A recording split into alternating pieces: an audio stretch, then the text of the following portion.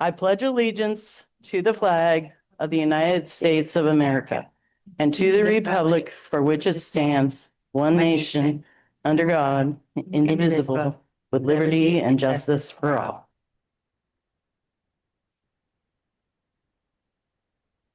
Trustee Burdall, would you please read the land acknowledgement?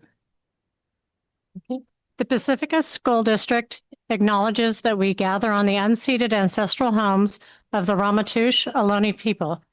As guests, we humbly extend our gratitude to the Ramaytush Ohlone elders and community. We recognize that we benefit from living and working on their traditional homeland, and we affirm their sovereign rights as First Peoples.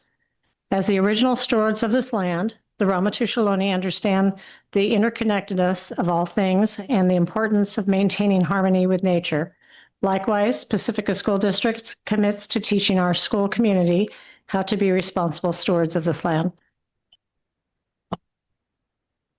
Barbara, would you please take the roll? Here. And Trustee Villalobos. The district records the audio portion of the meetings. All recordings are kept in the superintendent's office for 30 days and are available during that time period for inspection by members of the public on district equipment without charge. Is this really loud or is it just me? You guys can hear okay? Okay, good. All public comment must be made in person unless a board member will attend remotely or as otherwise specified on the board agenda. Speakers wishing to address the board on agenda or non-agenda items, please complete a request card with your name, address, and item number and submit it to the board president or the superintendent. You'll be called to address the board and may speak for up to 3 minutes.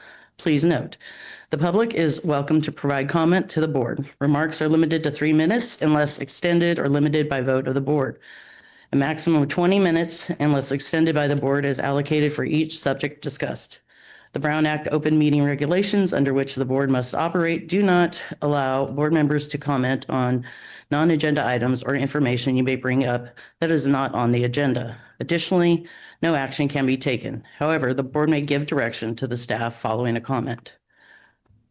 I'd like to make so we're moving on to the agenda. Before we move to the agenda, I'd like to let's see, motion. Sorry. We're going to remove item 10B and then we're also, I'd like to move 11I up to the first thing on the agenda. With those changes, do I have approval of the agenda? I'll make a motion. Okay. All in favor, please read.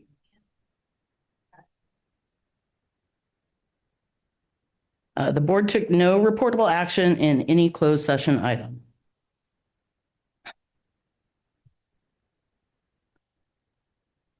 All items on the consent agenda will be approved in one motion, which is not debatable and which requires a unanimous passage or a unanimous vote to pass.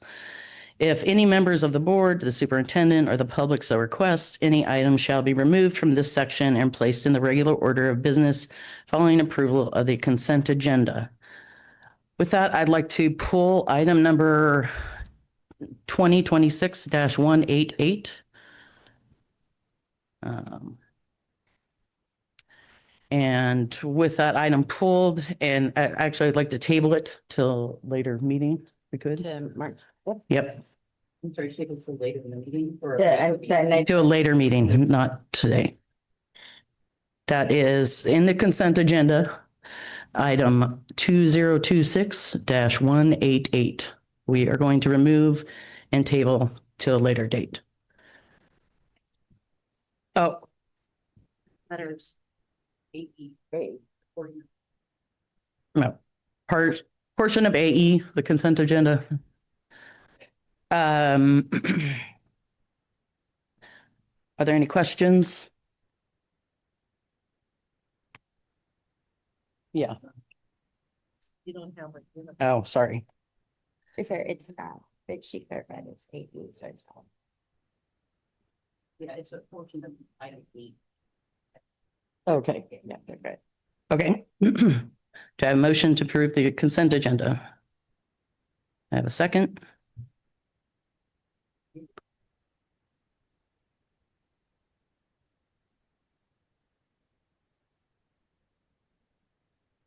Right, moving into communications.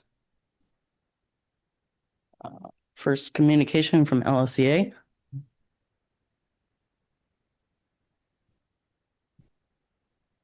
Thank you to the three trustees who are present and facing the music tonight.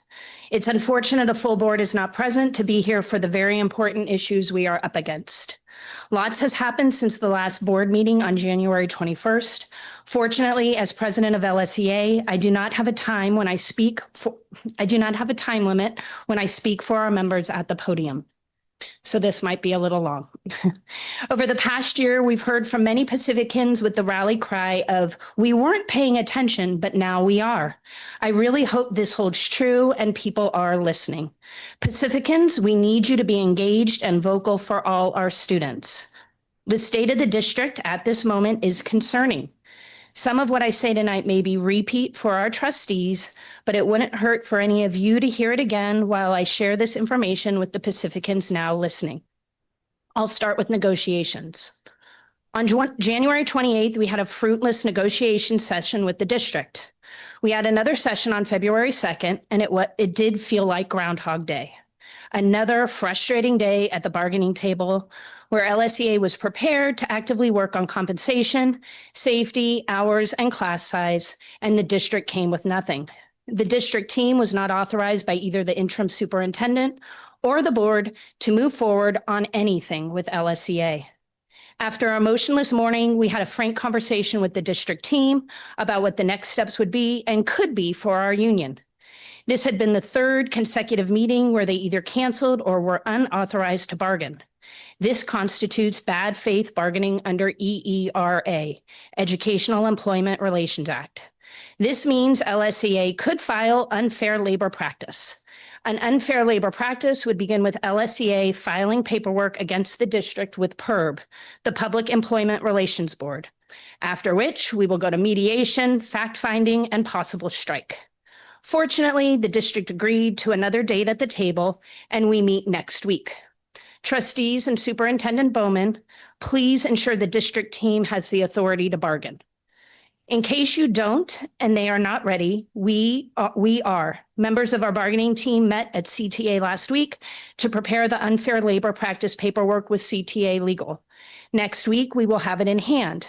Should we need to hand it to your district team and file it with PERB, this will begin the process to take us to mediation, fact-finding, and possible strike. We hope they are given the authority to bargain. We have optimism that March 4th date will be productive. Because of this, our bargaining team has gone deep into the district budget with CTA financial wizards to prepare options and brainstorm ideas for improvements to our salary schedule. We felt the necessity to really do this because it seems that no one quite has a full encompassing view of the budget.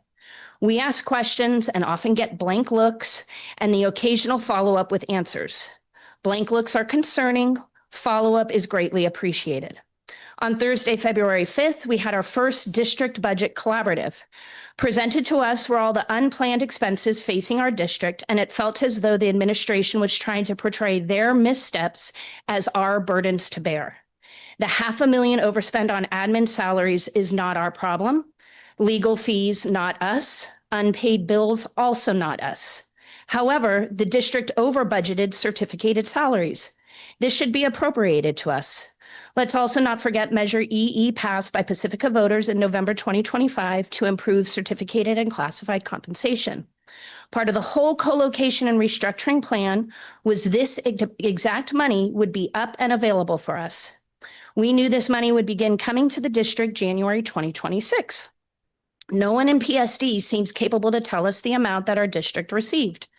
I emailed the San Mateo County Controller's Office and received news that the revenues will be $1,180,508 less admin fee. The office distributed $686,147 already as of January 29th. In summary, when it comes to negotiations next Wednesday, we expect your district team to be given authority to work with that parcel revenue, as well as the under budget dollars on certificated salaries when we meet at the table next week. Next topic is superintendent contract and waiver. LSEA has been eagerly awaiting the announcement of our next superintendent along with the contract. The February 11th board meeting agenda had listed Dr. Bowman as the candidate, but a contract was never attached to the agenda item, which seemed odd and weird and some sort of violation. That meeting, however, was eventually canceled due to lack of quorum. When the agenda for the superintendent was posted this past Friday, I should have brought my water. The contract was there. The brain flipping my mind did when I saw that outrageous salary of $257,000. I was thinking of all the things I wanted to say tonight, but I realized if I waited until tonight, I wasn't sure you could process it, absorb it, see the absurdity. So I emailed you on Sunday. Thank you to Trustee Hart for acknowledging receipt of email. As the newest member of the board, maybe she hasn't taken the secret oath to not engage when I sent an email that questions actions by the trustees. I was hoping one of the trustees would call me and tell me I was wrong and not clear. I would hope they'd make it make sense. No one did, so my assumptions must be correct, or all will be clarified tonight in discussion. Pacificans, keep watching. Anyway, I know you all did get the email and read it. I imagine someone forwarded it to Dr. Bowman. As I learned in the lawsuit last year, trustees like to do that. I forwarded it to the LSEA site reps and executive board as well, but I redacted my commentary on the entire hiring process as that was confidential per documentation I signed. If you shared my email, I hope you did the same redaction. Some of the points for the people listening. Tonight, Dr. Bowman is up for a $257,000 salary. Dr. Williams earned $233,000 in 23-24, a 10% higher salary. Dr. Bowman is currently our interim superintendent with a salary of $199,000. This contract provides her a 30% raise of $57,000 from her offer in June to this contract, which begins in March. Her raise from June to March is higher than the salary of a first-year teacher in Pacifica. Her raise has her above the state average of superintendent salaries from 23-24, while mid-level teachers in Pacifica are 28% below average. In 2002, I remember driving home and I was ecstatic to call my mom and tell her I was making $39,000. Today I make $92,000. I have increased my salary over 23 years of service in this district by $52,000. We max out at $97,000. With the way this district is going, I might only increase by $57,000 after 28 years of service compared to her 7 months. The raise offered on this contract after working 9 months is more than what I've earned in 23 years. In those 23 years of service to PSD, I've cleared my multiple subject credential. I've earned my preliminary and clear single subject credential. I have over 90 units beyond my bachelor's. I've earned certificate of clearance for admin credential. I've taught close to 3,000 Pacificans. I say all that because along with tonight's contract approval for compensation, there's an item for a credential waiver for our superintendent who has not cleared any credentials in California and has canceled credentials in Maryland. Trustees, this is wild times. I urge you to not vote to approve this contract. Pacificans, please be listening and paying attention. Crunch numbers, ask questions. Thank you very much.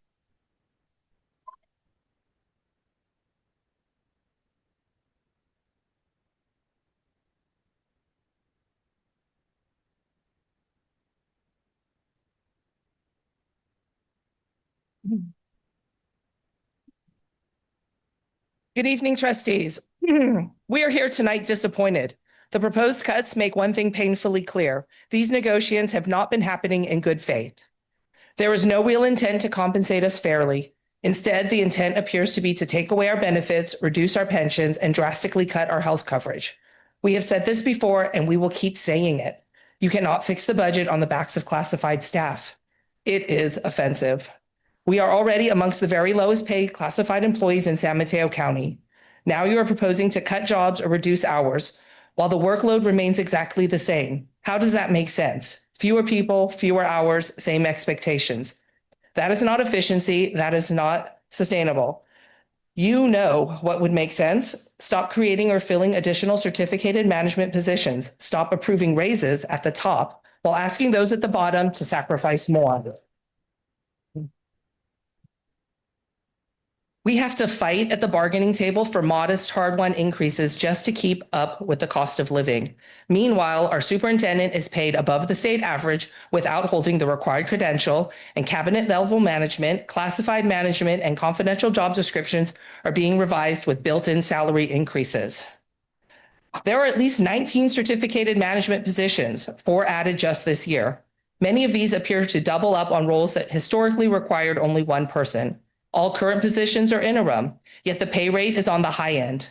There are more administrative positions in this district now than there were on January 22nd, 2025, when you voted to restructure the district, co-locate Ocean Shore and Sunset Ridge on the same campus, and remove the middle school program from Valimar and Ocean Shore, even though we currently have fewer students enrolled than we did last year. And yet, the proposed solution is to cut the very people who keep the district running every single day. You go. Keep You're going? doing good. Go. Okay. To be specific, one position being eliminated is the MOU with Yolanda Pranza. When visitors come to the district office, she is the face that they see. When a parent calls the district office, she is the voice that answers. Yolanda is a dedicated employee with a proven track record. The district is eliminating this position with no clear plan for who will assume her responsibilities. Once again, the workload will simply be shifted onto other classified employees with no intention of increasing compensation. Our members cannot afford to live here. We struggle to pay rent, buy groceries, and support our families in the communities we serve. These are not luxuries. They are basic necessities. Our jobs are essential. They have already been whittled down to the bone. There is nothing left to trim without directly harming students and school sites. There are other areas where costs can and should be examined more carefully. When we were asked to bring forward ideas, we did exactly that. We went to our members, we listened, we gathered practical suggestions, and we will be willing to email those ideas to you. We are willing to be part of the real solutions, but we are not and will not accept being the solution. Thank you. Thank you. Thank you. I get to say the above and beyond for this month, and I have to know that we weren't on this vote, but our members voted school secretaries for the above and beyond.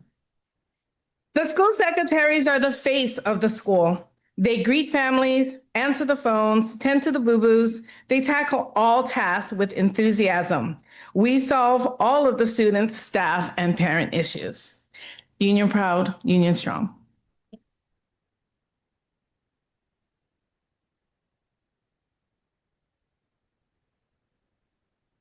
Oh, thank you. To move on to people wishing to address the board, let's start with Joan Weineman.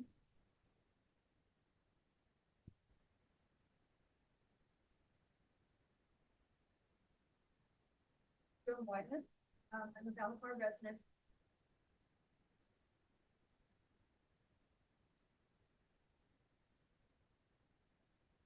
Order.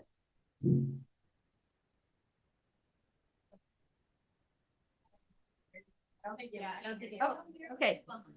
Is that better? Is that better? Oh, that is really close. Oh, I'm sorry. So in the early 2000s, Pacifica School District reconfigured the schools and asked Ocean Shore to double in size and help the district stabilize its enrollment. I led that effort. Ocean Shore drew students who were enrolled in private schools, participating in homeschool programs, or who lived outside the district. During this expansion, these groups enrolled at a rate of 30% of enrollment each year. Ocean Light School can draw students from these very same places. Ocean Light School intends to submit a petition to Pacifica School District. Because the district will have oversight responsibility, it will receive 1% of the ADA revenue generated by Ocean Light School. Ocean Light School wishes to partner with Pacifica School District and look for ways to share administrative costs in areas like food service, special education, technology, and possibly different areas. As a charter school, we will actively pursue grants from which Pacifica could benefit, like facilities funding. We would also look to apply for grants that not only benefit our school, but as the district as well. We are willing partners and want families who live in North San Mateo County to have a choice of where they send their child to school. Thank you.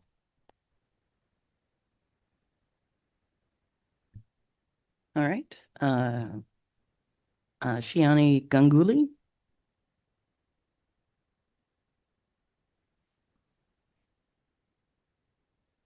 Good evening. My name is Shivani Ganguly. I'm the founding board chair of Ocean Light School.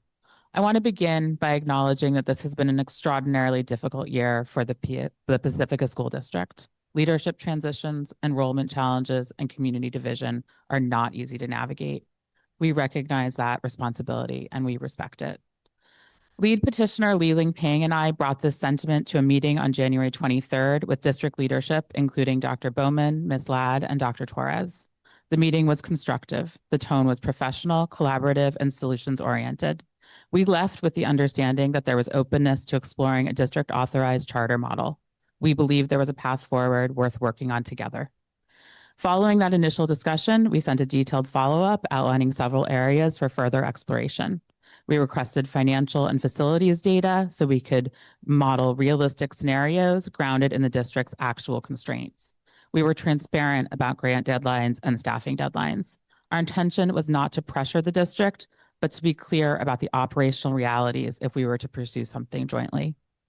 On February 1st, Dr. Bowman informed us that the district needed to consult legal counsel before continuing discussions and canceled the meeting we had planned for February 6th. We followed up to reschedule and received a reply that the district is not moving forward with a charter at this time.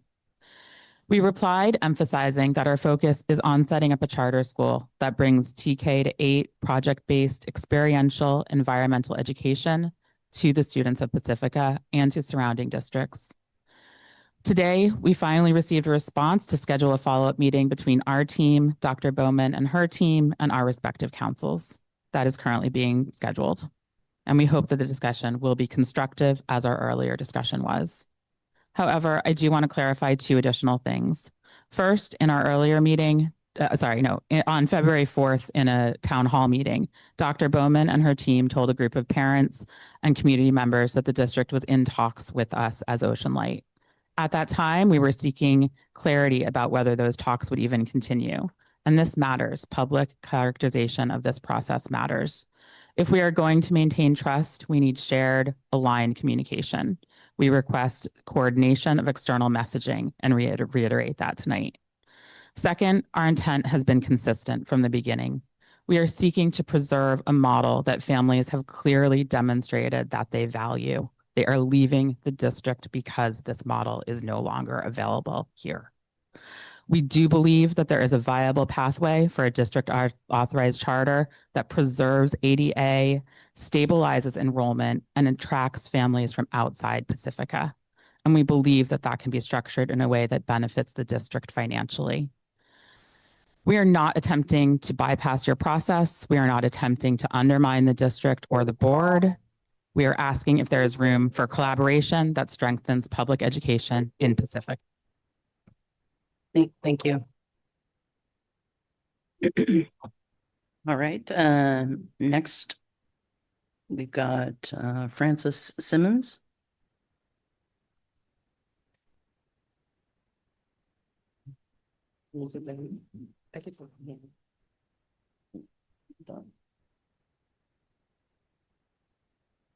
Good evening. Is that better?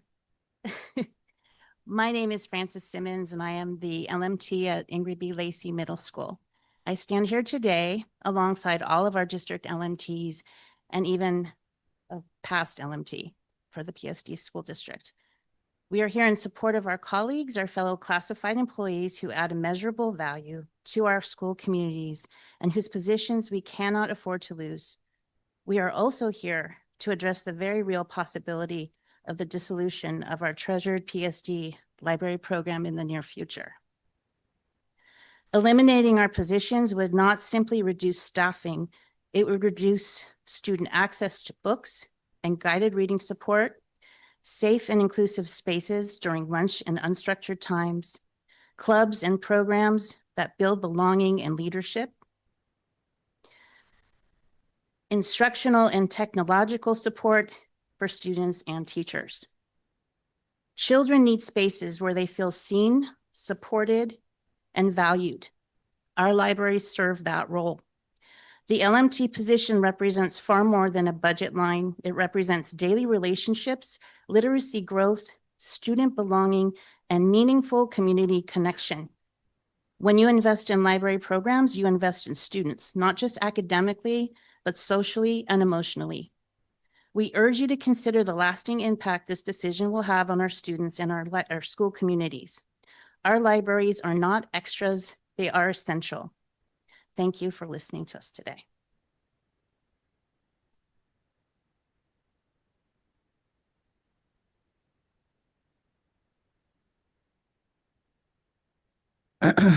Next, Grace Sobieski.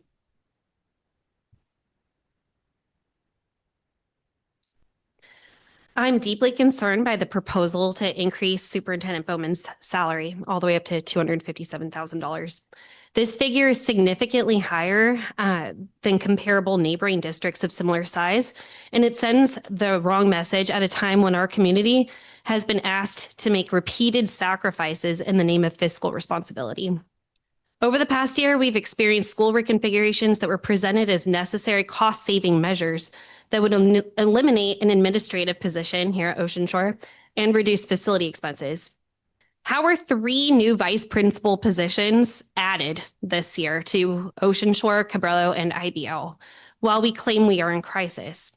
We are meeting in this building after citing facility savings as a priority. These decisions seem super inconsistent with the narrative of austerity that we've been repeatedly given. And now we're being asked to further sacrifice with 16 additional layoffs. Given this reality, how can this board justify a $24,000 salary increase at a time like this? Trust in district leadership has already been strained by past budget mismanagement and crisis handling. Approving this contract would further erode confidence. It creates the perception that financial restraint applies to classrooms and to staff, but not to administrative leadership. Our community is watching. Families are already making difficult decisions about whether to remain in the district. Enrollment impacts funding. Every decision that undermines trust risks further instability. If we truly believe in shared sacrifices, accountability must begin at the top. Leadership requires modeling the fiscal discipline that has been demanded of teachers, classified staff, and families.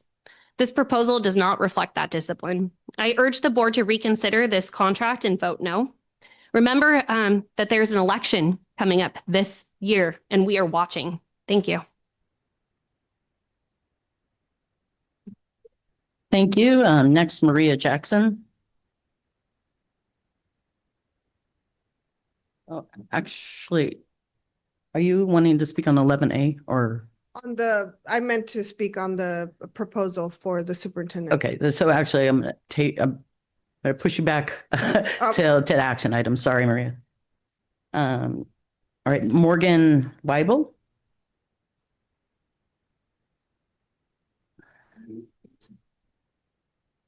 Hello, my name is Morgan Weibel, and I am a parent of an incoming TKer.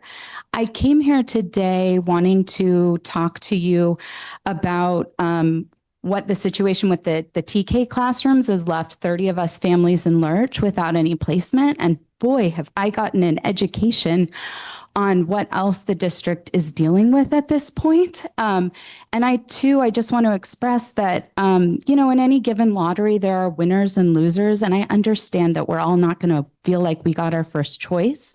But there's 30 of us sitting on a list wondering where our kid's going to go.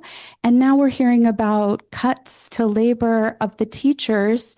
And I wonder how you could recruit new TK teachers to come in and teach our kids. So I do want to say that there are on that list of us 30 folks, 18 of us that put Valimar as our very first choice. If there's any way for you all to consider that facility, or maybe like others have asked, make transparent the facility opportunities at each of the sites so we know there's not a bathroom attached to a classroom for kids there and can understand that, that would be wonderful. Also for future lottery draws, I get TK's unpredictable. You don't know what's coming in. It's new for all of us. could you build some time into your process so that if you see a higher enrollment on that lottery, you could offer up a new site or a school so that people could vote on that or rank it in their lottery rather than having to sit on wait lists and try to maneuver around. And then the final request I had for you is that if you're doing these kind of maneuvers and trying to figure out where you would place a new site, and that might, for example, displace aftercare or before care in certain sites, can you be in communication with them along the way? I put my kid on a wait list years ago for that aftercare because I work full time. There's no way I could get there. Now I'm waitlisted and I don't know what school I'm at. And they're reaching out to me to see where they're going to place my kid and make arrangements. And it's insult to injury to not know where my kid's going to be going to school. So if there's any way to bring that up on an agenda item and focus on communicating to the parents and the families, I think that would help with your enrollment because many of us are looking elsewhere. And many of us did sign the petition for Ocean Light and wanted to see that as an offering. Thank you. All right, thank you. All right, next, Margot Cito.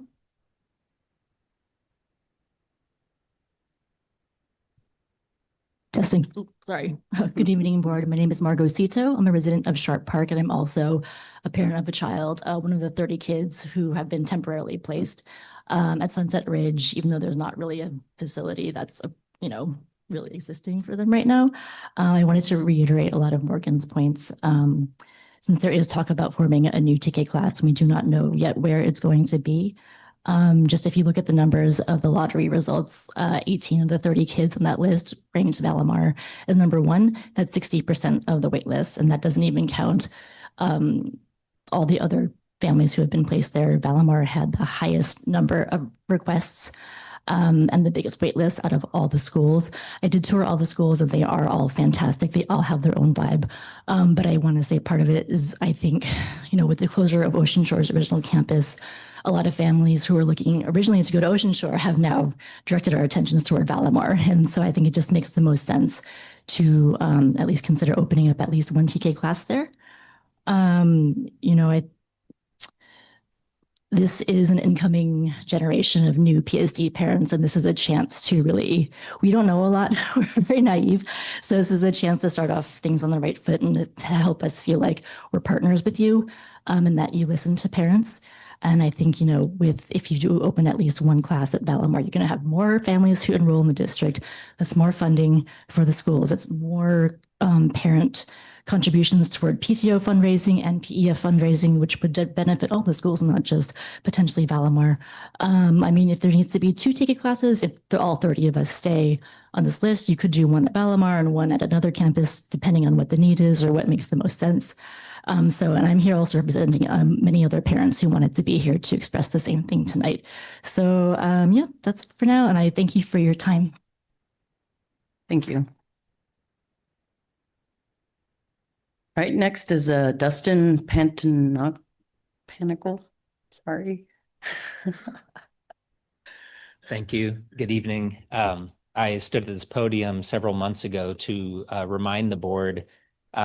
First of all, my role is CSEA Labor Relations Rep. I work with this proud Chapter 128 and with, and they should be applauding and proud because this is to see this number of employees present at this board meeting is not normal. I work with 12 other chapters. I go to plenty of board meetings. This is not normal to have this sort of turnout. And this is because our members are offended. We supported the painful co-location of Ocean Shore to save this district. We supported a parcel tax measure, which most of our members cannot afford, to save this district. I stood at the podium last spring to give the board a heads up that our contract was expiring and negotiations needed to be a priority. I'm here today with zero progress on compensation.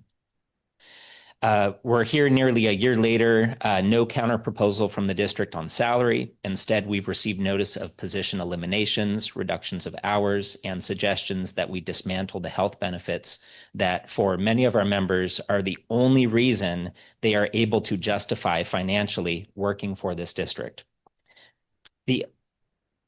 The extra offense of the superintendent contract on the table is what it says about the board's priorities.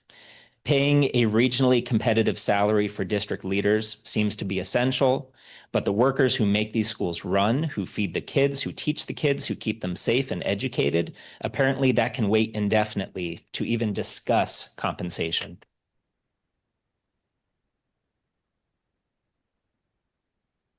If you feel that this does not accurately describe the board's priorities, then we need to see a dramatic change fast. Thank you. Thank you.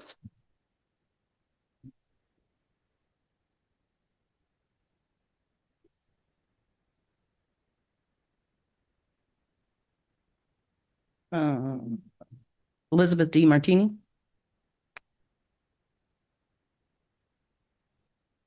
Hey guys, I wasn't sure what to write in there, but my name is Elizabeth DiMartini, and I'm speaking tonight as a CSEA member, a parent, and a community member. The CSEA employees in our school are not just job titles. We are the people that support the teachers so they can teach. We are the ones who sit with the students when they are overwhelmed, who listen when they're hurting, who notice when something isn't right. We are a part of this community. We are parents, neighbors, mentors, and trusted adults. When you cut our hours and our positions, you are not just cutting staff lines. You are reducing the support the students are receiving. You are limiting the number of safe and steady adults that are available to help a child through a crisis, and you're shrinking their safety net. Middle school is especially tough since the pandemic. It is not what it used to be. The mental health needs of our students have grown significantly. Anxiety, depression, family instability, and social pressures are very real in our hallways. A middle school with over 600 students today carries a very different emotional weight than it did years ago. The students need more support, not less. When there are enough counselors on site, when there's not enough counselors on site, when there is not enough administrators available to speak to a student, how long do we tell the child they have to wait? Do we just let them sit there in their anxiety? Do we let them sit there about the fear of going home? Do we let them sit there and just wait and stew in their unknown? It's critical to have students that have access to trusted adults who can hear their concerns, help them regulate their emotions, and guide them towards healthy solutions. Cutting the very people that provide this support ultimately hurts the students we're here to serve. Please remember that by supporting CSEA students, it means supporting the teachers. Supporting the teachers means supporting the students, and supporting the students means strengthening our entire community. Thank you for your time.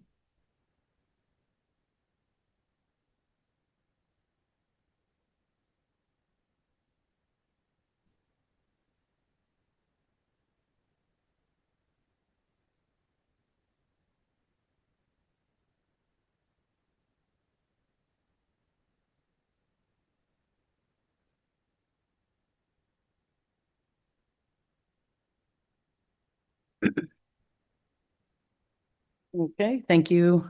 I think that's all the people wishing to address the board in this section. I have more cards. Will come up, ask for you to come up when those times come.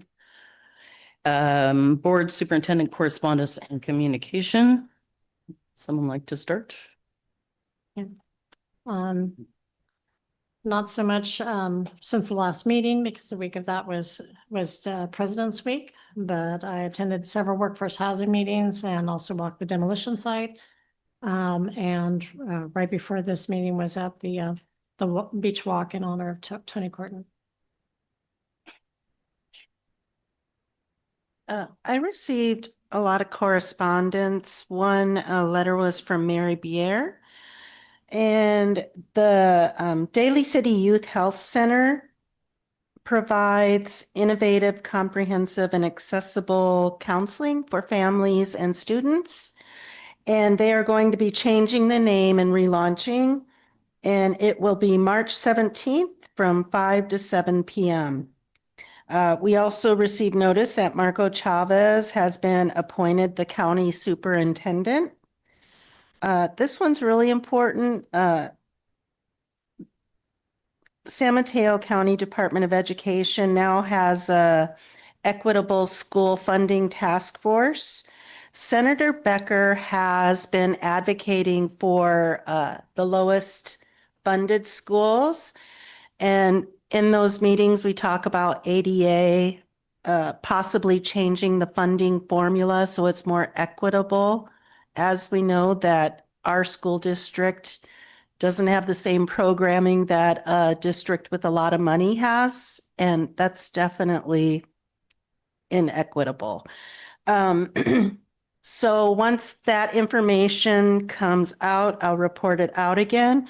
As of right now, Senator Becker has sent a letter to Legislative Analyst's Office requesting a study of inequities in our TK-12 education funding and potential legislation solutions to it. I also received a lot of TK concern emails, a lot of emails about the superintendent's contract and salary. I received a letter of concern regarding Brookwood. And today I attended Mr. Corton's memorial. It was a very nice, reflective walk. Thank you. I continue to have my one-on-ones with Dr. Bowman. We attended also a San Mateo County, I guess, government officials group meeting with Mike Callaghy, which wasn't very encouraging. There's something in San Mateo County that is the way our schools are getting funding. There's another place where they're going to try to take more funding from us away at the county. So that was not good. Anyway, I did get a lot of letters from Valamar parents and around the TK, and thank you very much for reaching out and for your kind letters. Also, same thing with Cabrillo parents asking very nicely about the PE teacher. I appreciate that. I plan to attend a vape detector presentation tomorrow at IBL. So I'm looking forward to hear how that is going. And that's it for me today.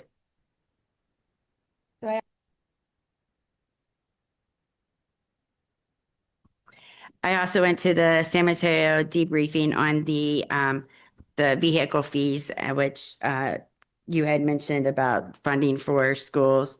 Had one-on-ones with the trustees and the cabinet members, attended the workforce housing committee and subcommittee, and then also attended a Liccardo housing press conference where Pacifica, you'll be seeing the announcement soon, was awarded $2 million for its workforce housing project in addition to what has already been received, and then met with legal counsel regarding the charter school initiative.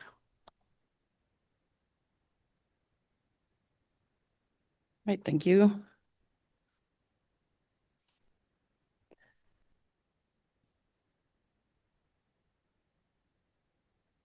Rachel Merlot, are you 10A or 10D? Okay, thank you. It's my reading. Okay, so we're going to move on to information items. This is the 2025-2026 Mid-Year Local Control Accountability Plan update. Dr. Chavez Torres.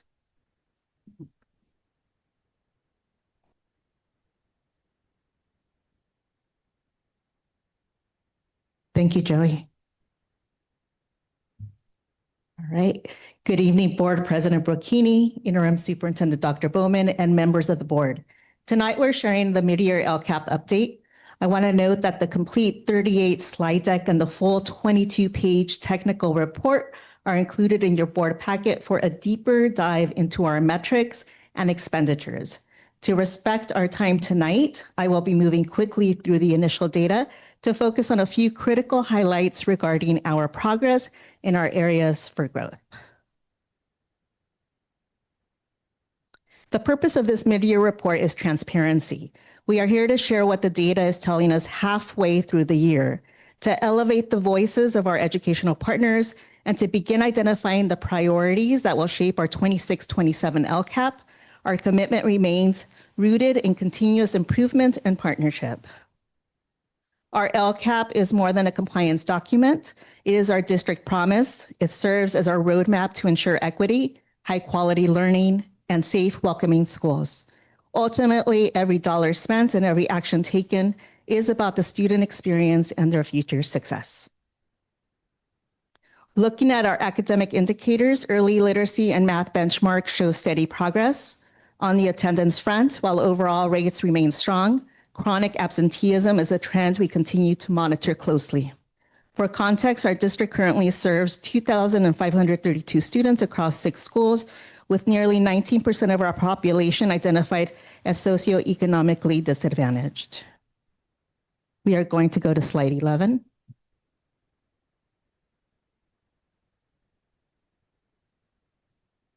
The data reinforces a clear connection. Students with 95% or higher attendance show significantly stronger academic outcomes. Currently, our district average is 95.51%. However, we have 233 students who are missing 10% or more of the school year. This is a critical area of focus for our Goal 3 initiative. Moving on to slide 13. We are seeing wonderful growth in our multilingual learners. We've increased the rate of students reclassifying as English proficient and recently celebrated our first district-wide reclassification ceremony. We are also utilizing Language Link to ensure our families can communicate effectively with our school sites, supporting our Goal 2 equity targets. Going to slide 17. Regarding school climate, we have successfully sustained low suspension rates. We have implemented coordination of services teams or cost at every single school site to provide tier 1 and 2 interventions. Our students generally report feeling safe and supported by the staff on campus. Moving on to slide 21.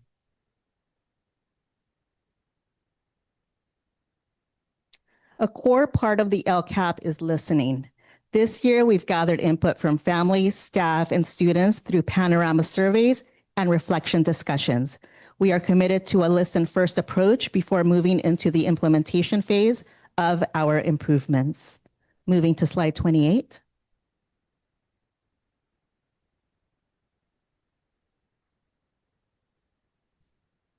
Our strengths are built on a foundation of trust. We are particularly proud of our survey results showing 79% favorable rating for staff leadership relationships and 75% of our staff reporting a strong sense of belonging. These relationships are the engine that drives our district forward.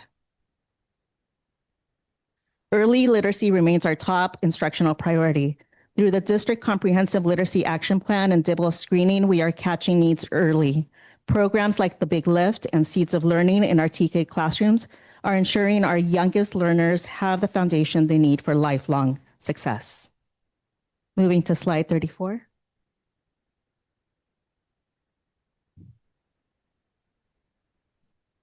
Finally, we must look at where we need to grow. While our staff feels connected, our student engagement data is a call to action.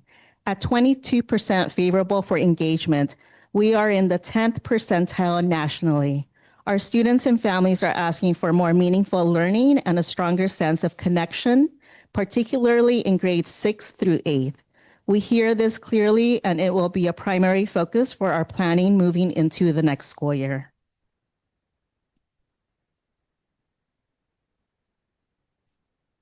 While we have many strengths, we are taking our growth area seriously. All right, slide 35. We are also focused on our staff. They have shared a clear need for role clarity and stronger instructional coaching systems. Currently, feedback and coaching favorability sits at 34%.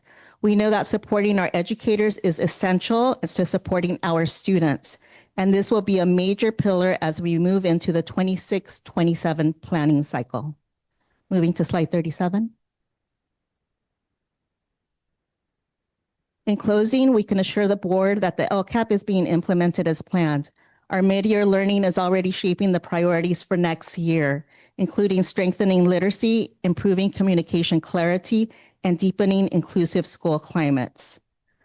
I encourage you to review the detailed expenditure data and metrics in the attached report.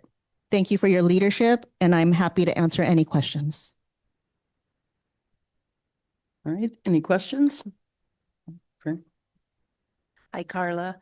I have one question. It seems like the 18.8% in our lower income families, has that increased a considerable amount? I'm just curious, over last year. No, I do not believe it's increased a significant amount. So I understand that sometimes when we apply for grants, that's an important component. And so I'm just wondering if we've met like I guess the point to where that would help us with more grants. I don't believe it has. Okay, thanks. Thank you. You're welcome. All right, any other questions? All right, thank you. Thank you. All right, our next item is 10C. This is special education, report on programs, services, and support. Martha Ladd. We took that out of the.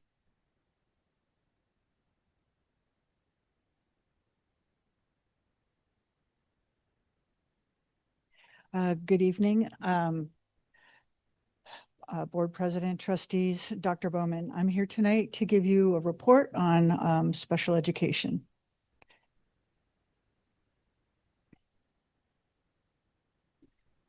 Ta-da. And here we go.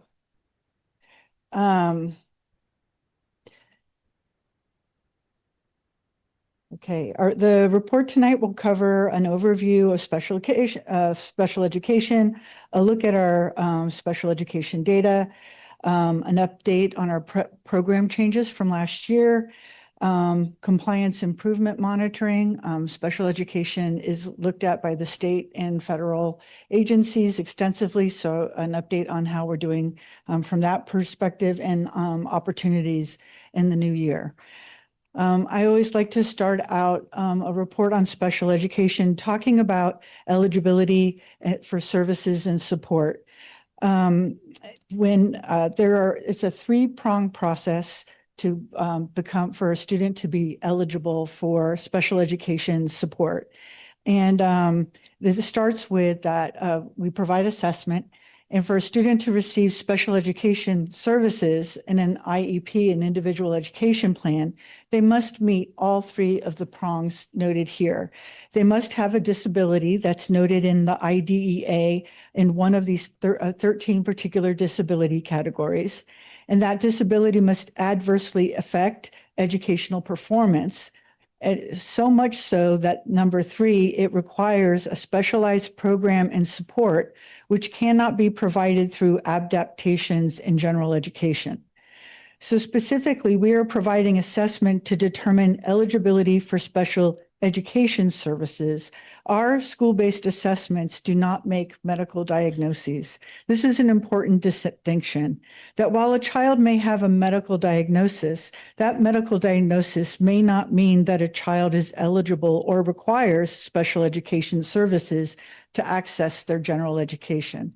So while a child may receive a medical diagnosis of, say, ADHD, they may be able to fully access their general education curriculum without the need for special education services. And what our assessments do is determine whether or not a child requires specialized academic instruction to access those services.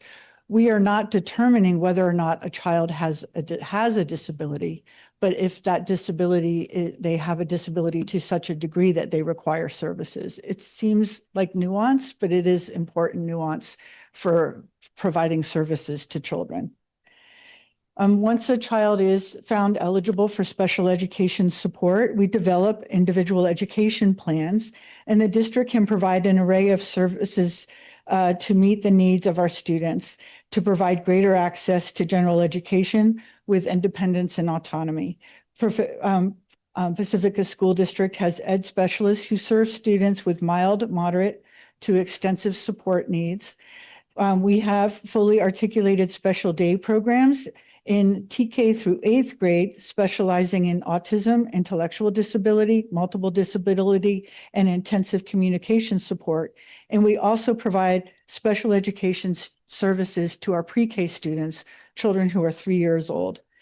And we also have a full range of related services to support our individual education plans. Now for some data. This is a chart that shows eligibility by disability category. And we'll start from left to right. SLD means specific learning disability, which can be a learning disability in reading, writing, or math. And we have 108 students across the district who are eligible for special education student services under specific learning disability. 105 who are eligible under the category of autism, and then 101 who are eligible for special education services under speech only. I'll talk more about speech only a little bit further on. And then we have other health impairment, and then multiple disabilities. And in that category is multiple disabilities, orthopedic impairment, and visually impaired. And the reason why they are all put together is because the number of students in that category is so small that they might have been identified if I had broken it all out into one category. And the same goes for deaf and hard of hearing. The percentage of our students, we're the average in the state and the county, the average, the total number of students that we serve is 410. That's about 15% of our total student population. The average in the county is about 12%. The average in the state is about 13%. Actually, just after I handed in this report and to today, the numbers in the county and the state are just slightly higher. So there's more students. The difference between the state average and our average is about 2%, which is about 30 students, which is essentially another class of students receiving special education student services. This is a chart that is showing us the same data, but instead of numbers, it's in terms of percentage. And I wanted to take a moment to talk about the difference between receiving speech services as a related service and speech as a speech-only service. Communication disorders, communication itself is super, super important for learning. And speech, if a child's receptive language and expressive language is so impaired that it impacts their learning greatly impacts their learning in that prong 1, 2, or 3, speech can be considered a primary disability or communication disability. Speech can also be considered a related service in that a child can have a disability, a primary disability, say specific learning disability, and also may have an articulation disorder where they might qualify for speech as a related service. So the related service of speech helps them to access their general education and their special education services. And so it's considered a related service for access. And speech can also be considered a primary disability for some students. So I just wanted to, in some of these slides, we're looking at speech not as a related service, but as a primary disability. This slide is a distribution of students with disabilities by grade. And as you can see, we have a small bubble of high numbers of children with disabilities in the 6th, 7th, and 8th grade, which has held steady as this particular group of students has been moving through our school district. They are over-identified for resource programs, special day class, and they are overrepresented in our non-public schools. So this is something that would bear a little bit more looking into about why this has occurred, to sort of understand what we could do better in terms of assessment, in terms of placement, in terms of our programs, those types of things. So this is where data can help us improve in the future. And this is a look at by school sites, the number of students that we're serving by school site. And again, while some of these numbers at the schools may seem high, to consider that they are also serving students who are receiving speech as their primary disability category. So Ortega, Sunset Ridge, both are providing our SDC program for pre-K through 5th grade, and IBL serves students, has 2 classes that serve students in our special day class, as well as 3 resource programs at Ortega. Cabrillo has a slightly higher cohort on average of students with speech only as their primary disability. Next, I wanted to highlight an update on the changes that we made to special education last year. One of the bigger changes that we made was to move our preschool program into a service program.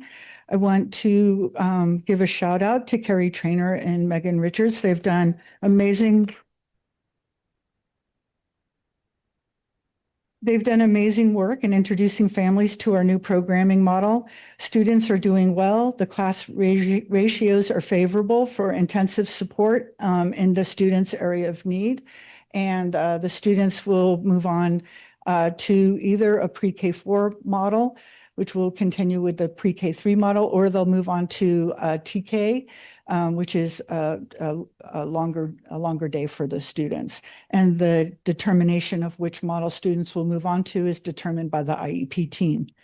The SDC program transition has proven challenging in the area of staffing, but we have been providing smaller, fully staffed special day classrooms for our students that has provided intensive support, which has been improving skill development at the grade level for the grade level content.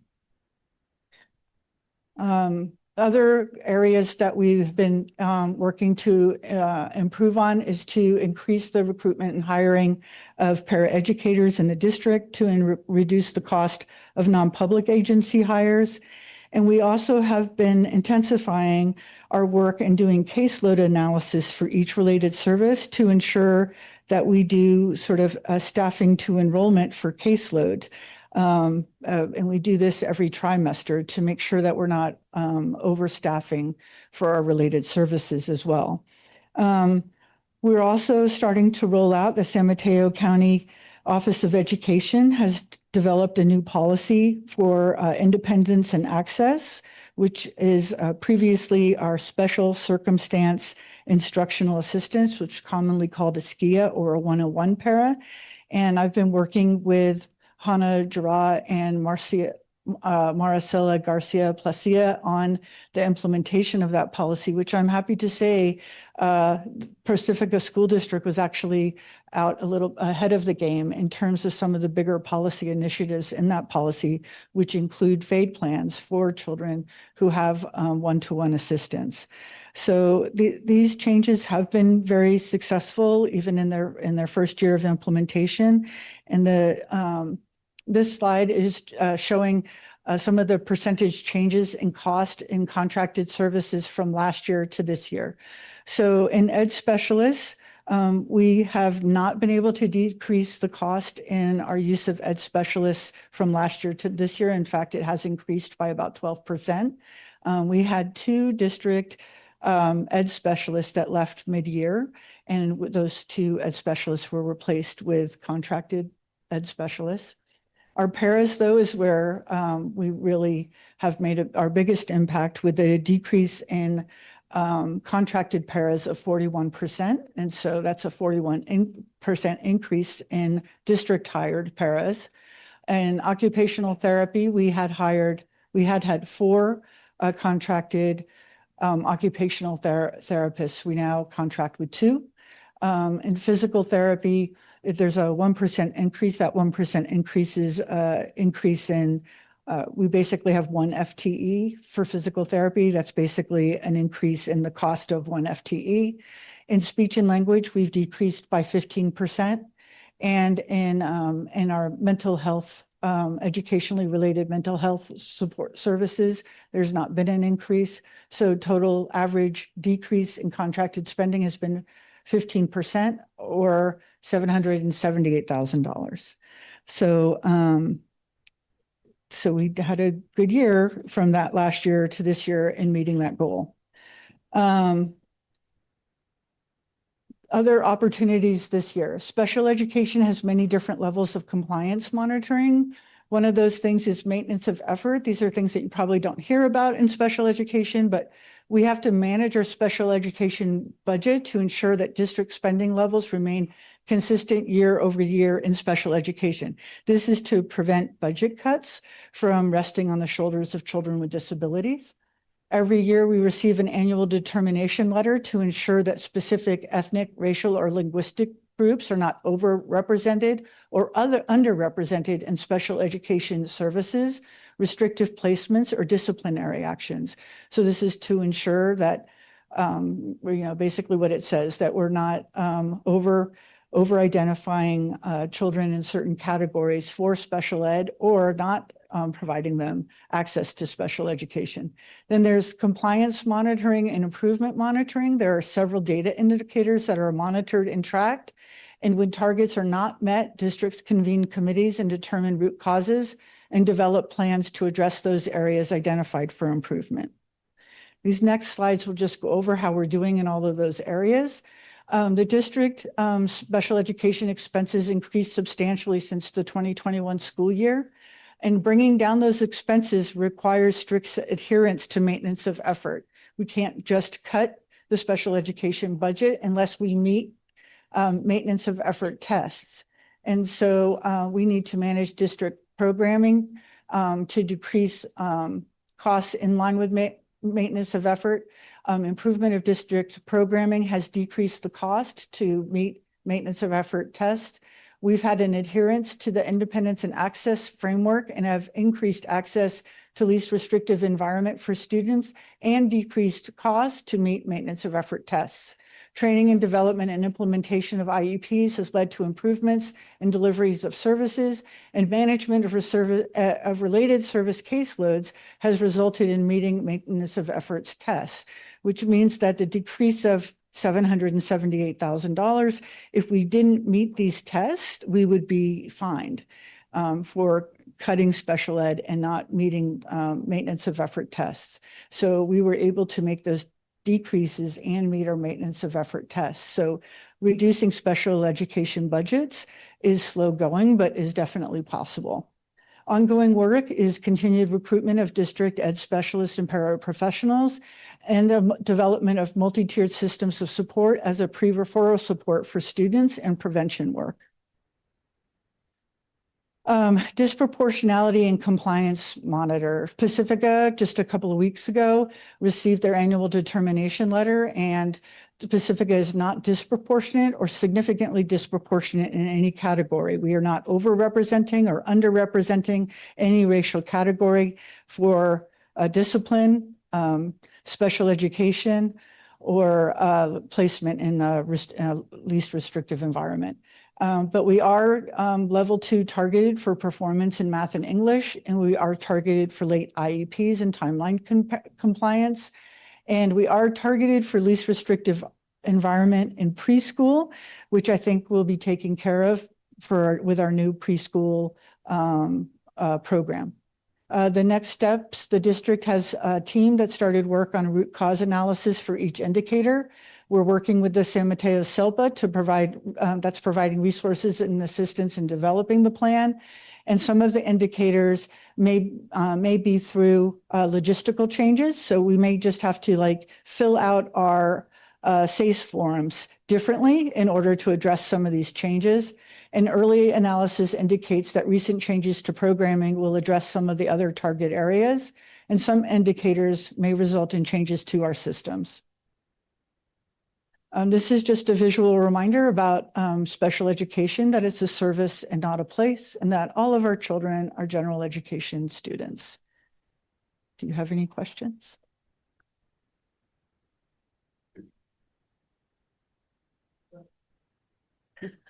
Questions? Vern? I do have a question. It's more like a concern. We mentioned the 2020 to 2021 numbers that we had, and I think I recall in 2022 there were only approximately 200 and something children in special education. So I'm just wondering, you know, hearing about mental health and how we're dealing with that now, but at the same time losing students. Do we know what the cause is for like such a drastic increase in special education numbers? So the number is at 15%. So it's basically 2% than the state, 2% higher than the state average. So it's not, you know, dramatically higher. You mentioned mental health. There's emotional disability is a very low number of students in that category here in the district. So generally the mental health of our students is more temporary and not a pervasive disabling condition. So that's a positive thing. And then it's speculative about what has caused a significant increase in the number of students identified for special education. But one of the things that we talk about is that the pandemic introduced a set of circumstances that our assessments weren't normed for, right? And those assessments are now being normed for those set of circumstances. So we may see a leveling off of the identification of students in certain disability categories. Those disability categories might be OHI, some SLD, some of the communication disorders. So we might see more of a leveling off because the norming is going to account for the pandemic. Mm-hmm. All right, thank you very much. We're going to have to stay up here, I think. Okay. Let's see. Well, we have a comment, actually, one comment first. Okay. So if I could have Rachel Merlot come up. Hi there, I'm Rachel Merlot. I don't have anything totally prepared for this, but I just wanted to point out a couple of things about the school climate survey or presentation about to happen, just to please ask some questions. I enjoy looking at the data because you can look at it in a variety of ways, and I'm always a little disappointed that there aren't certain questions that are asked, like are there repeat offenders? Some of the numbers tend to be higher. Do we see that there are some students who fall into a multitude of categories, therefore indicating more necessity needed? I also just want to point out that just because there are not any suspensions in lower grades does not mean that there are not aggressive behaviors that are causing disruptions to all student learning. Safety is a major concern among teachers and continues to be a topic in negotiations. California Ed Code essentially does not allow for suspensions in grades TK through 3 unless it's like extremely specific. Relationships are important and significant. However, they do not alleviate disruptions to the classrooms. Many of us, especially in middle school, have wonderful relationships with our students. It doesn't mean we don't have behavior problems. Sometimes the best situation is to remove the student from the classroom for everybody's sake of learning. We have big kids. Those are bigger problems. Last year, when we did the restructuring, one of the outcomes was that Ingrid B. Lacey would receive 3 administrators. I'm here to also advocate that that continues on. If you look even with special education and our numbers, as well as the amount of students that we have on campus and such an extreme growth, we would like to see that we continue to have 3 administrators. It's needed. It directly impacts students. They go to meetings. There's all kinds of things that help to alleviate teachers to be able to do their jobs in the classroom. Again, we are the largest school in the district, and we have students who have a lot of high need that can't just be met from the teachers in the classroom. It's too much. So when you're looking at this, please consider, while obviously there's higher numbers, some of that could probably even be higher because there's limitations on how students are removed and the types of interventions that can take place these days because of California law. It doesn't mean that there are not significant impacts to the classroom and to all student learning. So thanks. Thank you.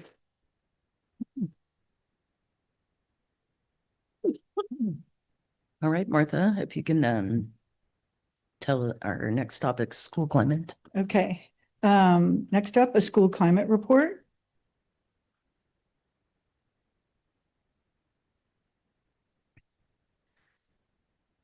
Okay, tonight's school climate report is going to cover the areas of discipline, which is some of our suspension data. We'll also talk about our coordination of services teams, which is a team that I talked about last year that we were going to be rolling out this year, which is a support team to help us work with students and provide an array of interventions through a multidisciplinary team. The continuation of strengthening our PBIS work, positive behavior intervention support work, some of the upcoming family engagement that's been going on, and our ongoing work in this area. Interestingly enough, I wanted to start here talking about the legal concept of other means of correction, for which Ms. Merlot was bringing up that, and she is correct, in the younger grades, there are many things for which you cannot suspend the younger children. For instance, classroom disruption is virtually, it's called 48900K, is virtually non-usable as a suspension, to suspend a child in school pretty much through 12th grade. There are suspension categories that children aren't eligible for instance, sexual harassment until after 4th grade. So there are suspension categories that don't apply to younger kids, sometimes for obvious reasons. 4-year-olds don't really have the intent or awareness to be suspended for sexual harassment, even though we might as adults see their action as explicit. It's not necessarily their intent. So there are those kinds of things. One of the things that the state is asking us to do is to look at other means of correction for our younger children and even for our older children prior to using suspension. Other means of correction in practice looks like prevention, which is what positive behavior intervention and support is. It's developing a framework. What is the student code of conduct? Teaching the student code of conduct to all of our students, reinforcing it through lessons, explicit lessons, acknowledgements of children, doing the expectations, and then reteaching as necessary. So there's the prevention model. Then there's using natural and logical consequences, and then they're looking at other means of suspension or alternatives to suspension in different areas of the ed code related to suspension. Now, there are areas in the ed code where seeking expulsion is automatic. In our district, to date, we have not had an incident of that magnitude on any of our campuses. But we do have, and we'll get to that, we do have opportunities for alternatives to suspension or other means of correction after suspension as preventative measures, and we'll talk about that as we move on. And again, pointing out that the low frequency of the higher or more severe safety issues are not systemic trends in our district. The higher things that we are seeing happening on our campuses right now tend to be property destruction and use of tobacco and vaping. This is another look at the same data by grade, and you can see more clearly that we are in this, that the majority of our suspensions are occurring in the middle school, which is not just IBL, it also includes the 6th, 7th, and 8th grade at Cabrillo. And so we are using things like our cost teams, PBIS, and alternatives to suspicion to work to remediate these issues in partnership with our parents and other community-based organizations to help bring this help our students sort of engage in school more positively. In the reporting, it can be true that one student is receiving more than one suspension in a school year. We tend to track unique incidences, so unduplicated count. But we also, as a district, we watch sort of for kids that are creating a pattern. So for children with special needs, in fact, we have to monitor the number of discipline actions for a child with special needs because they may be incurring severe discipline like suspensions, and that discipline may be a function of their disability. So after 10 suspensions, the IEP team would be required to determine, is the behavior of the child actually a function of their disability? And if it was determined that it was a function of their disability, it would require the IEP team to stop suspension as a disciplinary action and to determine another course of action to remediate the behavior because it has been determined that it's a function of their disability. Again, this is the a clear look at the types of issues that we are having on our campuses related to discipline. So let's just take a look at tobacco and vaping. This is an example of how we're addressing it in our schools. We've had parent and family engagement evenings to kind of help parents to understand how pervasive tobacco use and vaping can be and how easy it is for children to get a hold of vapes.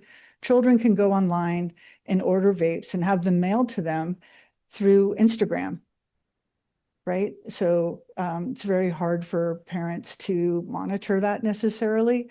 They also can get it from older friends. It can also be sold to them by unfriendly actors around this, but predominantly kids can buy this stuff online and have it mailed to them. And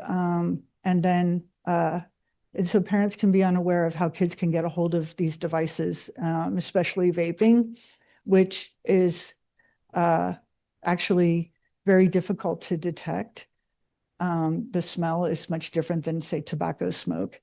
And then so we've been having parent and family engagement evenings to kind of let parents know how early children are able to get a hold of these types of tobacco products, how addicting they can be. They've been made to taste like bubble gum and spearmint and, grape and watermelon. So they taste like candy. And they do pose, in some cases, a more significant health risk than tobacco. Some of these vapes, you can have the equivalent of hundreds of packs of cigarettes on them on one vape charge. So there are youth-led initiatives. I was happy to hear that President Borshini is going to be at the presentation tomorrow, as am I. So the 6th grade leadership team is making a presentation on the steps to mitigate vaping on the IBL campus. Teachers can also be providing lessons to children around vaping, as well as the PBIS steps around what around tobacco use on campus and the student code of conduct around it. We've also been making use of community-based support and in our Pacifica Collaborative. Members of our Pacifica Collaborative have been working with us to provide support to mainly our 2 middle schools around vaping. And we have been providing training to our counselors called a brief intervention, which is an alternative to suspension, which is a 6-session course around vape cessation and harm reduction. So vape cessation on campus, right? Because that's where they kind of get into trouble with that. Next, one of the things that we track in our LCAP is non-suspension data. And we track the non-suspension data of IBL. And we've been, this is, there have been 157 incidences of non-referral data from the males at IBL and 23 incidences of non-suspension data of females at IBL. And this is something that I have talked to Principal Alderson about kind of extensively, which is a lot of our code of conduct system is set up to catch male behavior and not necessarily catch female behavior, which can be destructive to relationships as well. And we're only capturing some of the negatively social female behavior that is mirroring what males do. So we're looking to actually create on the IBL campus a community where kids feel safe, where they feel connected and where they belong, rather than creating systems of catching kids doing things that are bad. So we want kids to want to come to school. We want them to feel safe. We want them to belong. We want them to contribute in positive ways. And so our cost teams, our leadership teams, our teacher teams in all of our classes are working in this way with a group of students, early adolescents, which is a big change for children in their brains, to really help them move in this direction. A big change for our leadership at all our schools is the development of coordination of service teams or COST. Up at Sunset Ridge, for many years now, they've had a screen team, which is the same concept of a COST team. It's a multidisciplinary team that's coordinated to systematically identify students that are struggling, develop comprehensive multidisciplinary intervention plans, and to monitor their progress. It's different than an SST, where because it can include interventions outside of the school. It's not always academically based, and it doesn't necessarily involve parents attending the meetings. It can also involve changes to groups or small groups of children. And I think that it also it's a multidisciplinary team, so the burden doesn't solely rely on the principal to solve the problem. How does it help? It provides just right resource allocation. It avoids duplication of services. It maximizes efforts in addressing student needs, and we maintain clear documentation of what's been supporting children and when. And this slide is our cost data. Across the district, we've had 133 targeted needs identified with 77 referrals that resulted in 133 areas of support.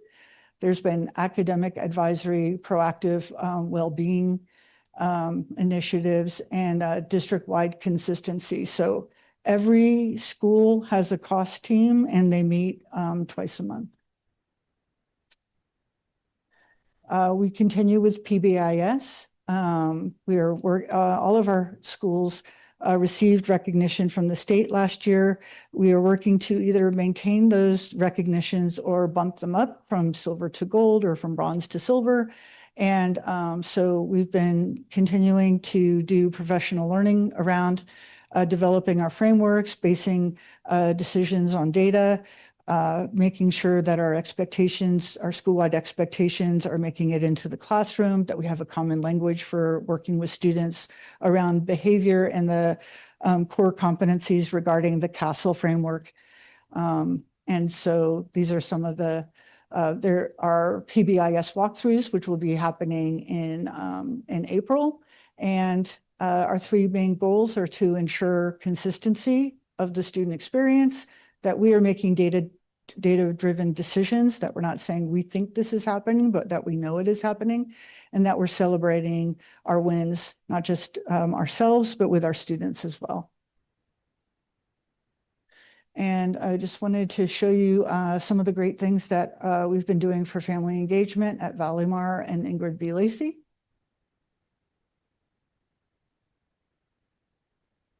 And some great family engagement at Cabrillo and Ortega.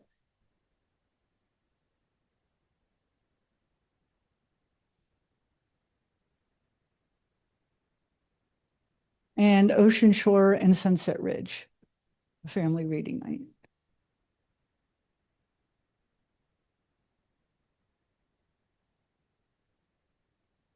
Our ongoing work is to develop an MTSS handbook, which will outline the whole child domain framework and links the work we are doing across departments and plans.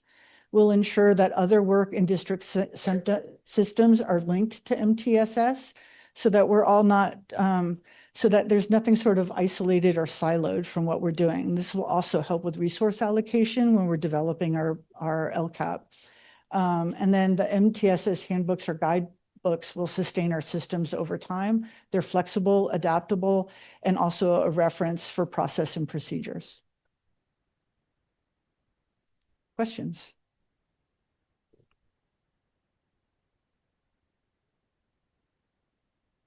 That was a lot to digest. Yeah. Let me see. We're talking about mental health and the wellness of the students, and IBL does, have issues with discipline. And so I'm wondering if any of these techniques are working. I mean, I always hear this is what we're doing, but I don't hear this is what resulted in that, like success stories. I don't know where we're going to get those from, but just knowing all this energy that we're doing is actually helping the kids. So that was one. Well, we'll have to bring you some success stories. Please. Yes. Because I just want to make sure that, everything we're doing is working. And if it's not, we need to change it. Exactly. I know. Exactly. I hear you. So that was one of mine. The other thing is that the report didn't break down the racial or the special ed in there. And I just want to make sure that it's not all of the brown kids that are being suspended again. Yes. So back to the disproportionality letter that we received. We're not significantly disproportionate or disproportionate for identifying racial groups for in categories of special education or discipline. So if we had been over disciplining students in different racial categories, we would have been recognized as either disproportionate or significantly disproportionate.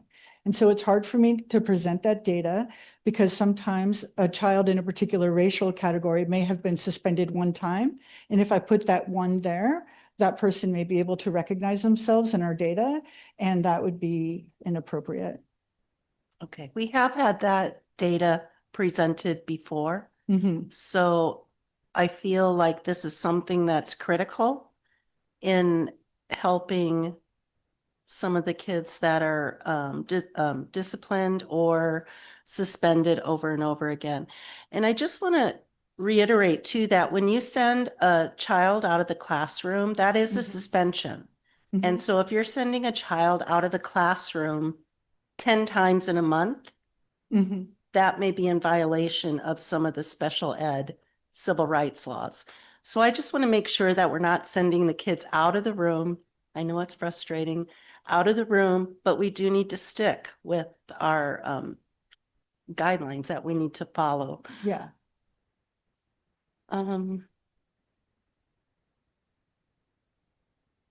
I wanted to know how the attendance is for the family engagement nights. For example, at IBL about vaping. Did we have a good turnout of parents? I don't know if we had I don't know if we had a good turnout of parents. I do know that, I don't know. I can't answer that. I can find out for you. Yeah. Was the parent night a good night? The vaping night? Yeah. About 6 people. The vape night was about 6. Yeah, math night was funny. Math night was better. Thank you. Yeah. All right, thank you, Martha. So I think you need to stay there. Okay. Next is first read board policy and administrative regulations 3100, 3312, 3514.4, and administrative regulations 3517, 3517E, and 3542. Okay. The administrative regulation 3100 is related to budget, which repeals the requirement to publish notification of the hearing and date location for inspection of the district's proposed budget in a newspaper of general circulation, and instead requires the information to be posted prominently on the district's website homepage at least 3 days before the availability of the proposed budget for public inspection. Policy 3312 is about contracts, and we're presenting to you option 2.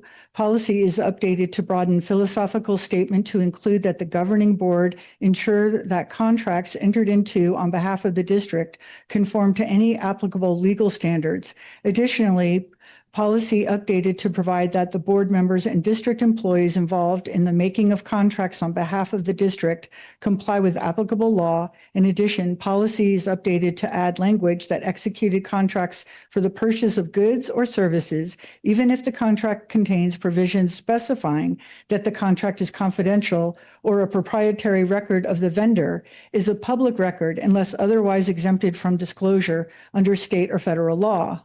Policy is also updated to reflect the new law, SB 1303, which requires, if the district utilizes a private labor compliance entity, the entity to submit a signed declaration verifying that it does not have a conflict of interest, and 2, defines private labor compliance entity in conflict of interest.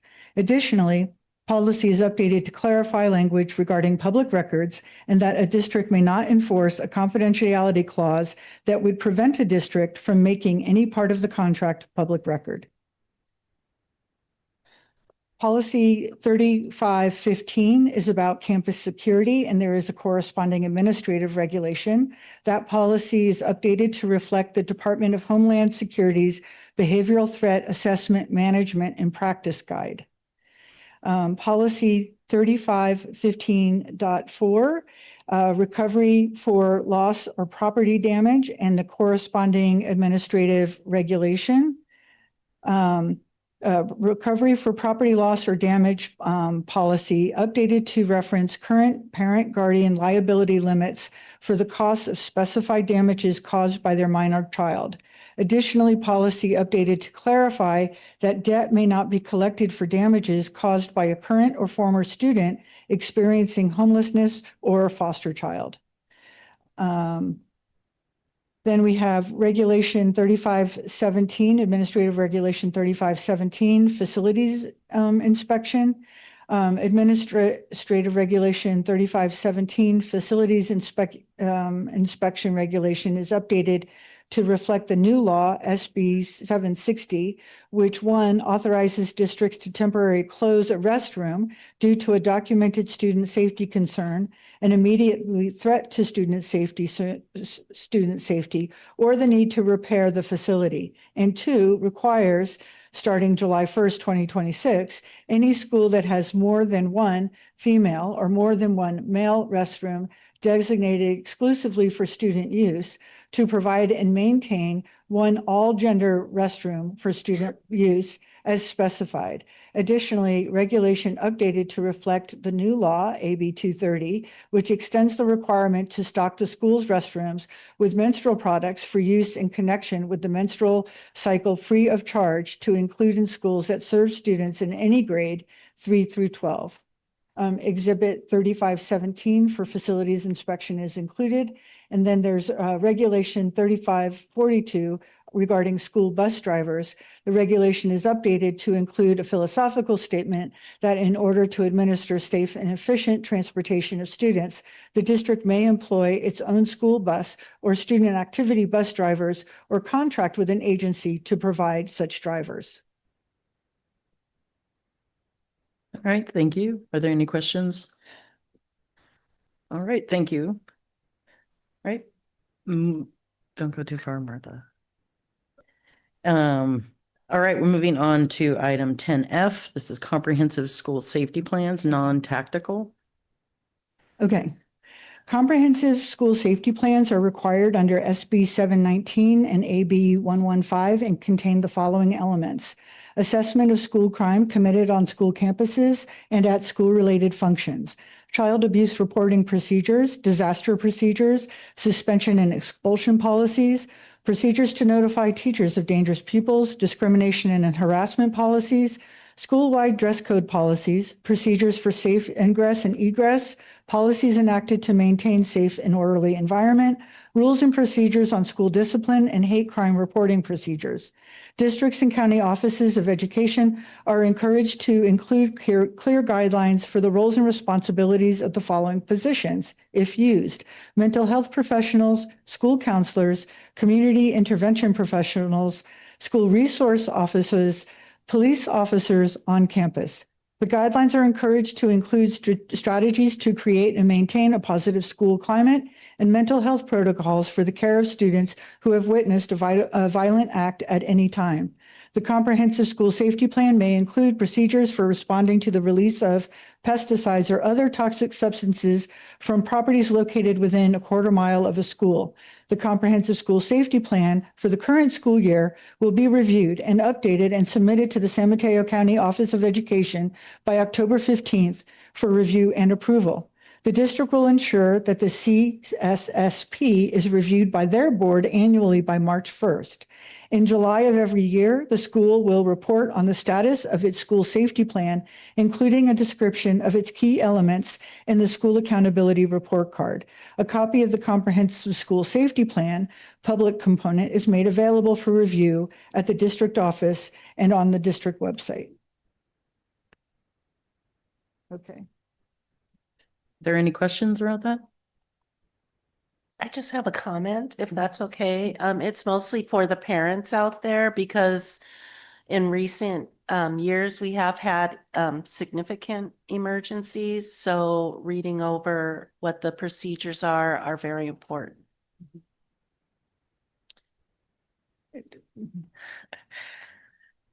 Okay, thank you for that. We have one more policy for you to go over. It's policy deletions. 10G, excuse me. Let me see the.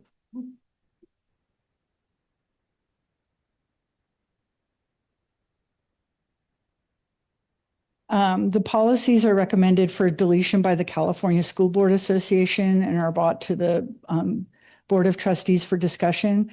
It is recommended that the board discuss rescinding the policies listed in the attachment to this item as they are outdated. And in the action item, I will be bringing to you the replacement policies as a first read. So these are responses to immigration enforcement. And so the AR and board policy, new board policy 1445 and administrative regulation 1445 will replace these rescinded board policies. All right, thank you. Are there any questions? Okay, we're moving on to action items.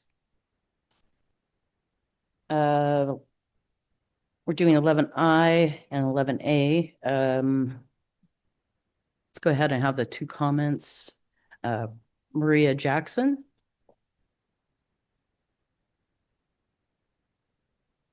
Good evening.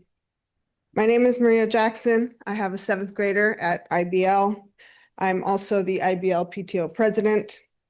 I've had 3 other children go through Pacifica schools, so I've been here for a while. I'm here to urge you to take a close look at the budget. Look at consultant fees, legal fees, planned salary increases. As a district, we simply cannot afford to pay above the state average at the district office, any of the roles. We need to prioritize roles that have a direct impact on our students. I'm asking you to please revisit planned cuts and allocations at the sites as well. I'm hearing that for next year, IBL has only been allocated 1 principal and 1 AP.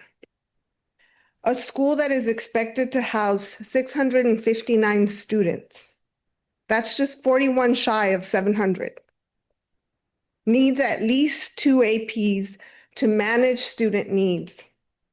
Enhance school safety. We just spent 30 minutes talking about school safety, and support academic growth. We want to see improvements, right? We all talked about the things that are happening at IBL, which, by the way, it's a handful of students, so it's not what it appears to be. But the bottom line is 700 students. You can't do any of the things that we just talked about with 2 administrators. That's just not possible. So I'm urging you to please revisit the budget, proposed cuts, proposed salary increases, and really focus on ensuring positions that have direct student impact. Those are the positions that we need to prioritize. I urge you to please vote no on the superintendent contract. I understand how hard it is. I've been where you sit today in a similar sized school district. I know how hard it is to try to run and manage and lead a school district like ours that is facing budget cuts, that is having to make difficult decisions. We've had too many difficult decisions that you already had to make this year. Let's not make more mistakes and continue to increase the salaries and the size of this district office. I urge you to really prioritize roles and programs that directly engage with students.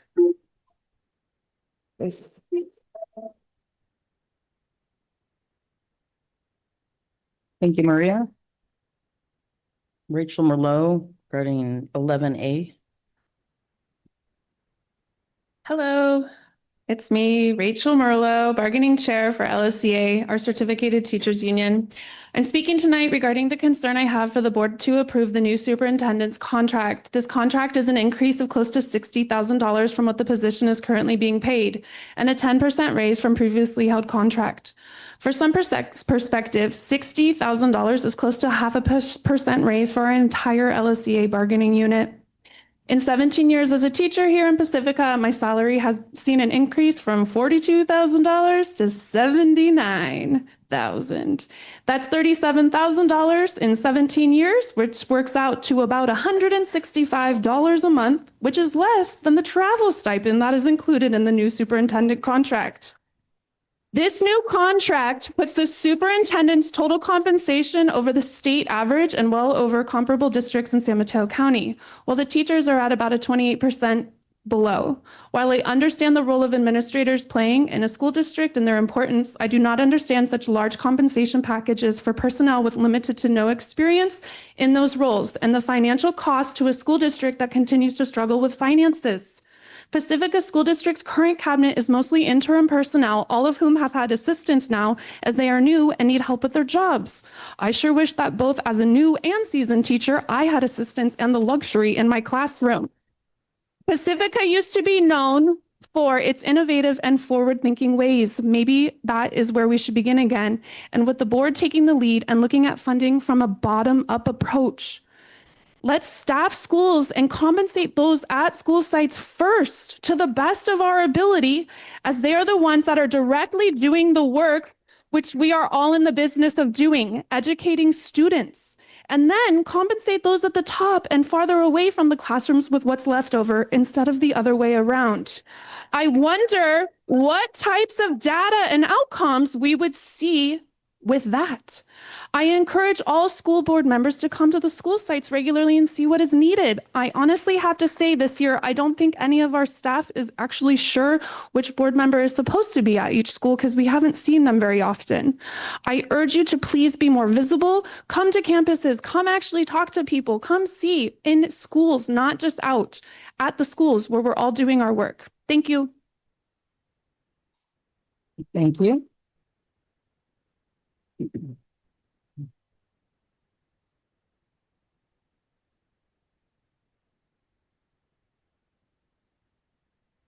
So let's go with 11A first.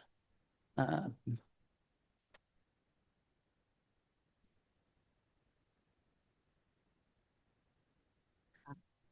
is I. Oh, I know it's I, but we're going to talk about A first.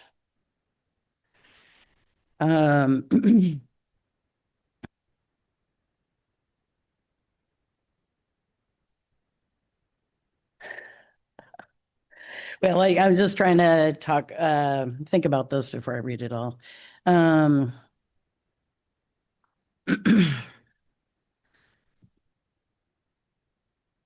right, I'll go ahead and, do we want to discuss after I read all the verbiage? Okay. All right. Okay, the action item is for ratification of an employment contract for superintendent. The following is a summary of compensation and benefit provisions for the contract as required by law. The proposed contract is for 3 years, 2026 through 27 through 2028 through 29. Compensation for the 2026 school year is $257,335.37, which be adjusted automatically by 2% step increases in 2027 and 2028 school years.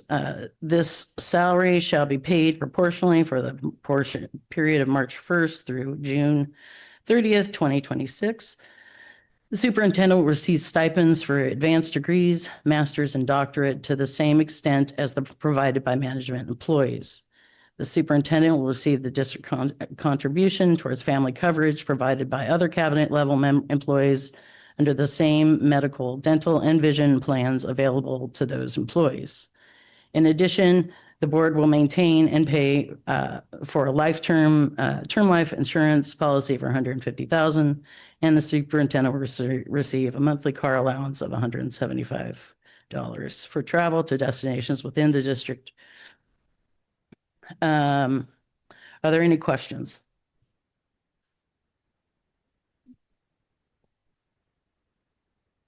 I don't have any questions. Are we discussing the contract right now? And I just want to recognize all of the emails that I did receive from the constituents. I also want to recognize, as a member of Pacifica, that I wish the other two board members were here, because when you become a board member, you're told that your most important job and your only one employee is the superintendent.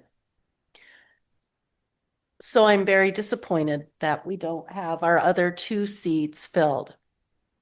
I am willing to negotiate down the salary, and I understand the $175 per month was also something that was of concern. But I also want to say that the superintendent travels a lot to the San Mateo County Department of Education and other places that just aren't in Pacifica. Please hold your comment. We're discussing right now. Thanks. But I would, if we're looking at 257,000, I also think that Darnice Williams was more experienced. And so I would like to go down to 237,000 for the salary.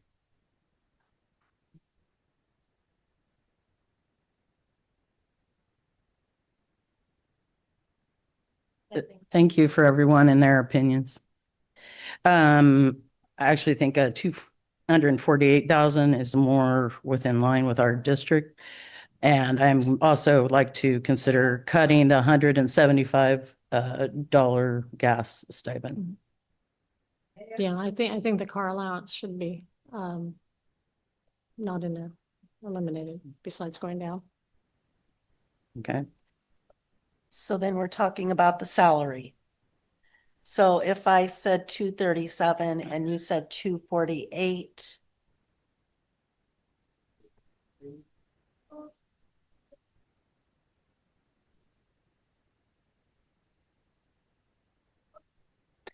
Excuse me, we were advised by the attorney that we cannot talk about money in closed session. Thank you very much.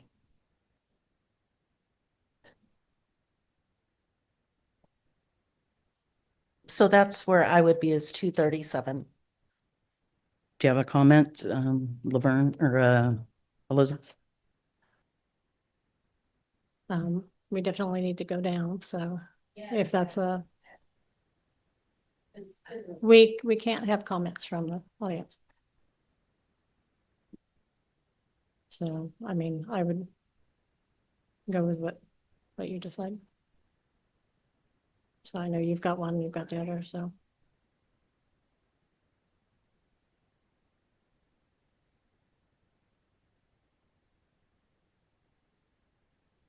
Like 244.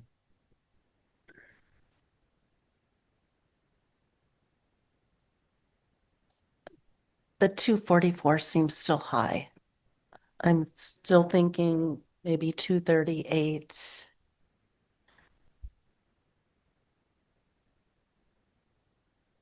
And my reasoning is just because Dr. Williams had more experience and we want to keep in line with that.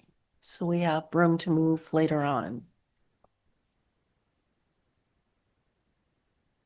So what is I'm sorry, for the 237? 238. 238.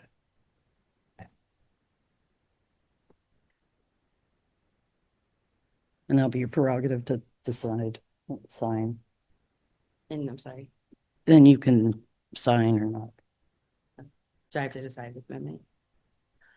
Nope. Okay, so with that, we'll continue. The compensation for the 2026 school year is going to be $238,000, which would be an adjusted automatically by 2% step increases in both 2027-28, 2028-29 school years. The salary should be paid proportionally for the period of March 1st through June 30th, 2026. The superintendent receives stipends for advanced degrees, master and doctorate, to the same extent as provided to other management employees. The superintendent will receive a district contribution toward family coverage provided to other cabinet level employees under the same medical, dental, and vision plans available for those employees. In addition, the board will maintain the pay for a term life insurance policy of $150,000. And then we will be taking out the monthly car allowance. Are there any questions? Do I have a motion to approve the employment contract of the superintendent? With the corrections, yes, I make a motion. I have a second. All in favor, please raise your hand. Motion passes 3-0.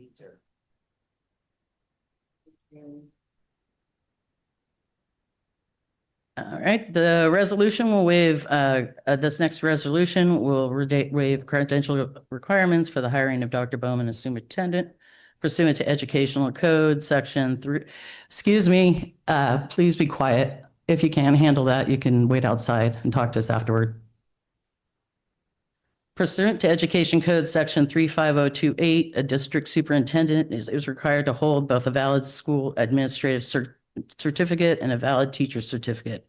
However, California Education Code Section 35029 authorizes local school governing boards to waive credential requirements for a district's chief administrative officer, the superintendent.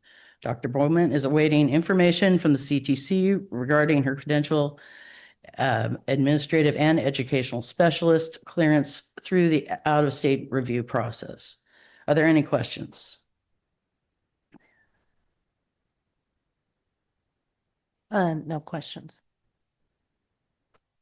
All right, can I have a motion to approve? All in favor? All in favor, Oh. please raise your hand. Motion passes 3-0. Thank you.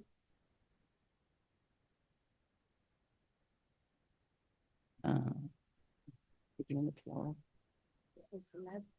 right, Lev. Approval of the project labor agreement for workforce housing project. Trustees and Superintendent Bowman. I'm up here to bring forward again the request for approval of the project labor agreement that we presented at the last board meeting. Inadvertently, the actual text of the agreement, although you received summaries for both ourselves and from the attorneys for the Labor Council. But the actual language was not included in your package. So in order to comply with the Brown Act, we're bringing it in front of you again for approval. And I'd be happy to take any questions if you need any more details. Any questions? Okay, do I have a motion to approve the PLA for workforce housing?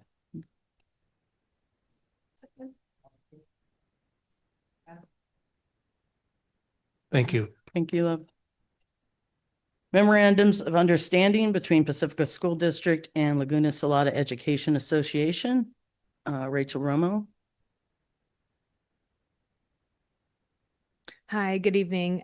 So the memorandums are attached to this item, and the purpose of the MOUs is to better support our diverse staffing needs. The MOUs ensure that part-time educators and retired unit members receive the full financial recognition they deserve for their advanced degrees. By removing the prorated restriction on these stipends for the 2025-2026 school year, we aim to remain competitive and appreciative of the high-level expertise across our entire workforce. So I am recommending that the board approve these agreements. Any question? Any questions? All right, do I have a motion to approve the MOU between Pacifica School District and LSEA as presented?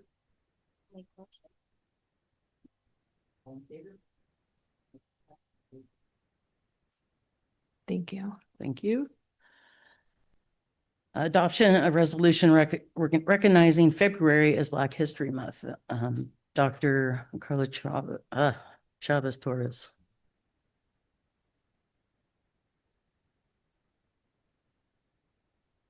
Good evening, President Bracchini, members of the board, and Superintendent Dr. Bowman.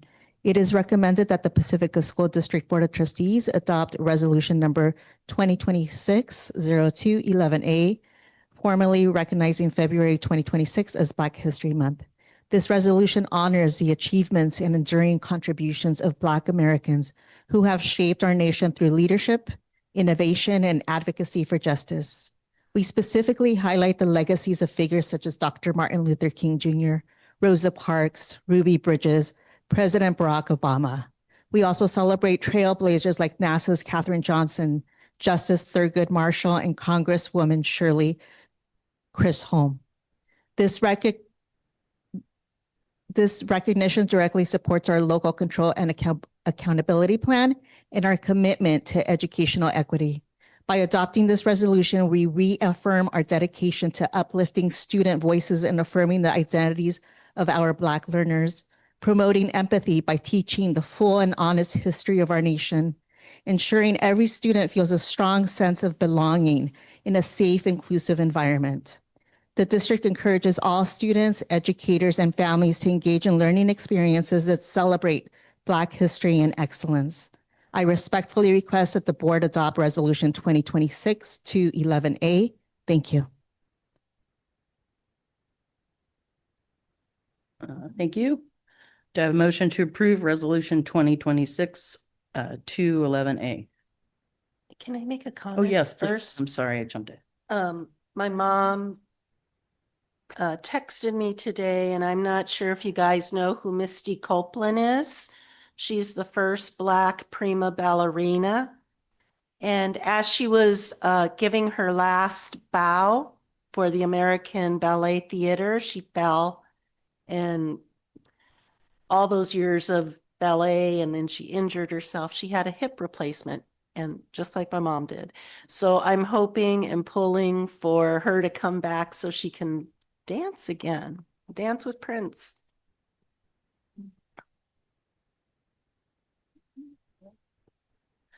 Any other comments, questions?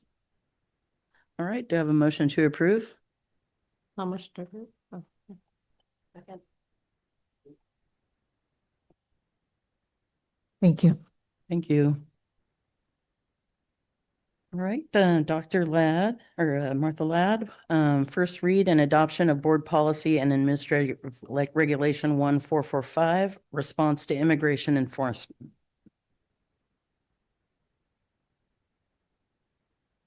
Okay, this is a new board policy, indicates, includes a significant amount of material that was formerly in board policy and administrative regulation 5145.13, response to immigration enforcement, and addresses a district's response to immigration enforcement, including new law AB 495, which requires districts to update their policies by March 1st, 2026, with language that is equivalent to the model policy language developed by the California Attorney General in promoting a safe and secure learning environment for all, guidance and model policies to assist California's K-12 schools in responding to requests for access and information for immigration enforcement purposes.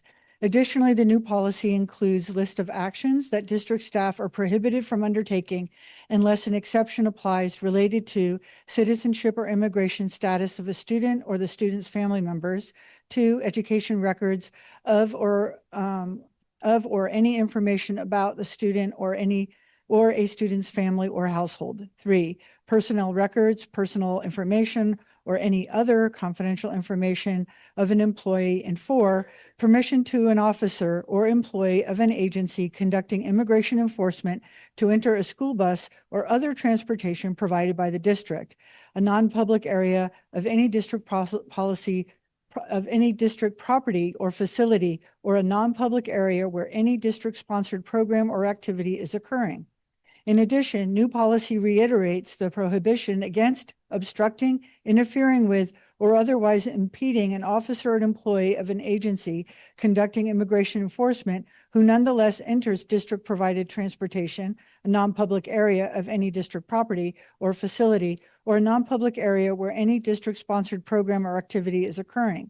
New policy also includes that 1, the superintendent or designee is required to report to the governing board any requests by any officer and employee of an agency conducting certain immigration enforcement actions, and 2, students may not be denied equal rights and opportunities or be subjected to unlawful discrimination, harassment, intimidation, or bullying in the district's programs and activities on the basis of the student's or family's immigration status, or for the refusal to provide information related to the student's or family's immigration status. And 3, resources and data collected by the district or prohibited from being used to compile a list, registry, or database of individuals based on national origin, immigration status, religion, or other category of individual characteristics protected against unlawful discrimination. And 4, the superintendent or designee is required to provide parents and guardians with specified information and notifications related to immigration status or religious beliefs and their rights related to immigration enforcement. Additionally, new policy provides that complaints alleging discrimination, harassment, intimidation, and bullying based on actual or perceived immigration status may be filed in accordance with Board Policy Administrative Regulation 1312.3 Uniform Complaint Procedures, and that the superintendent or designee provide to the California Department of Education copies of this policy, any associated administrative regulation, and any other board policies and administrative regulations required by Education Code 234.7. We are requesting that you approve this Board Policy 1445 and Administrative Regulation 1445 today so that we have it approved before the March 1st deadline. Okay, thank you. Any questions or comments? I just have a comment. I just got back from Minneapolis where neighbors are going to the grocery store and picking up food for their friends, their immigrant friends. And my friend also told me that there was a lunch lady who was pulled from the cafeteria. And I just want to make sure that our doors and our security is in place, because that could be very traumatic for anybody to see. So I'm glad that, you know, this is coming through right now. Thank you. Do you have a motion to adopt Administrative Regulations and Policy 1445?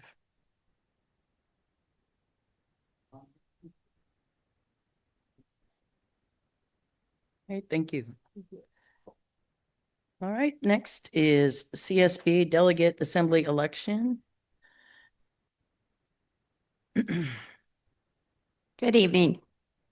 Pacifica School District is part of Subregion 5B, San Mateo County. The Office of the Superintendent would like to submit the appropriate ballot for the Delegate of Assembly elections.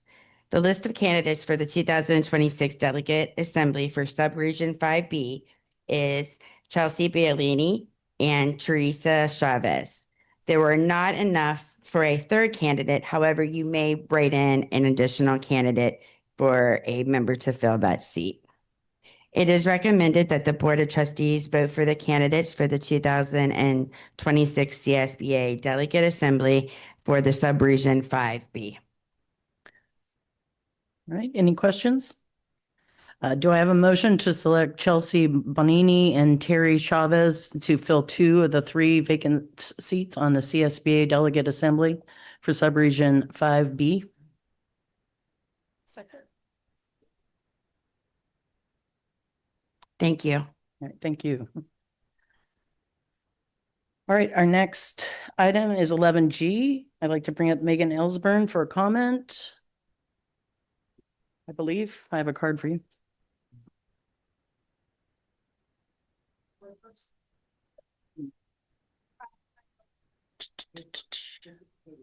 Okay. Certificate employees due to reduction of particular kinds of services and determination of tier breaking criteria. Okay. Did she just go to the bathroom? I'll say it for the next item. Okay. I messed up here. Okay, because I thought sorry, my time. I thought classified was first, so let me. Okay. Our school district has had only one budget collaborative this year, and it was a couple weeks ago. At this meeting, we reviewed the reasons why we needed to cut. Adequate input was not provided by labor partners, parents, or community members.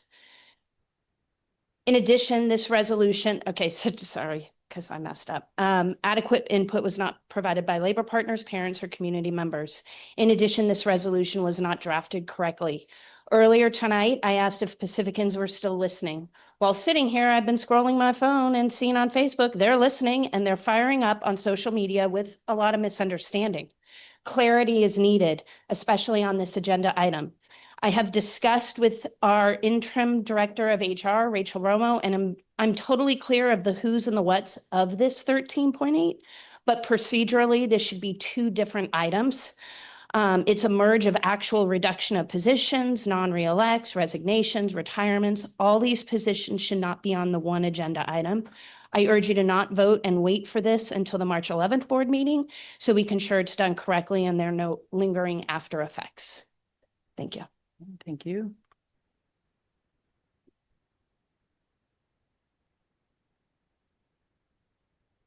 Rachel Romo.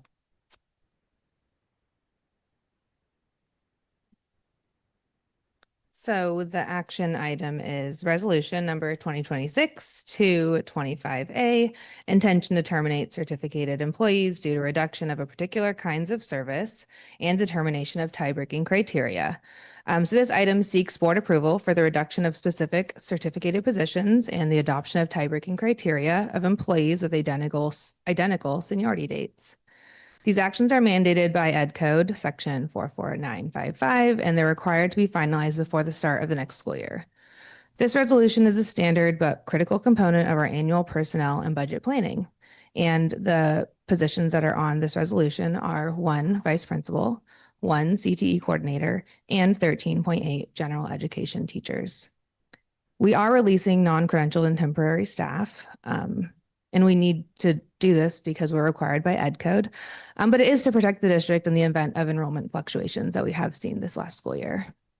While temporary employees are released through the standard expiration of their contracts, we have to legally allow for the reduction of probationary and permanent staff in our final enrollment numbers that don't support these positions. So this resolution ensures that we have the operational flexibility to adjust our permanent staffing levels by the March 15th deadline while adhering to seniority and tie-breaking laws. Any questions on the resolution?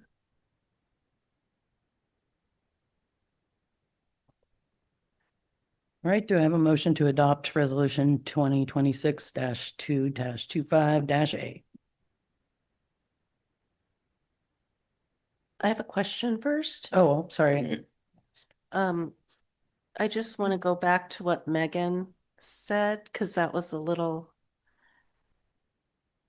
I just want to make sure that we're doing this in the correct way. If we, I don't want to say we didn't, but things change over the years. Sorry. You want to replace?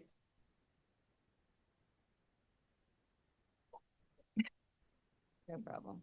I said this resolution was not drafted correctly. Earlier tonight, I asked if Pacificans were still listening. While sitting here, I've been scrolling my phone and see this item is firing up on social media with misunderstanding.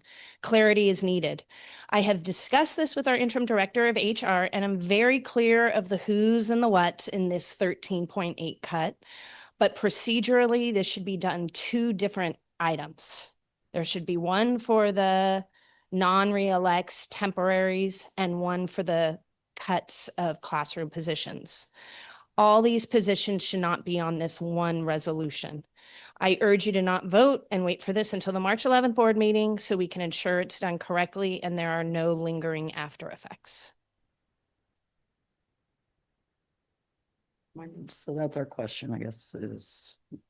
And there, Megan is correct. They should be on 2 separate resolutions.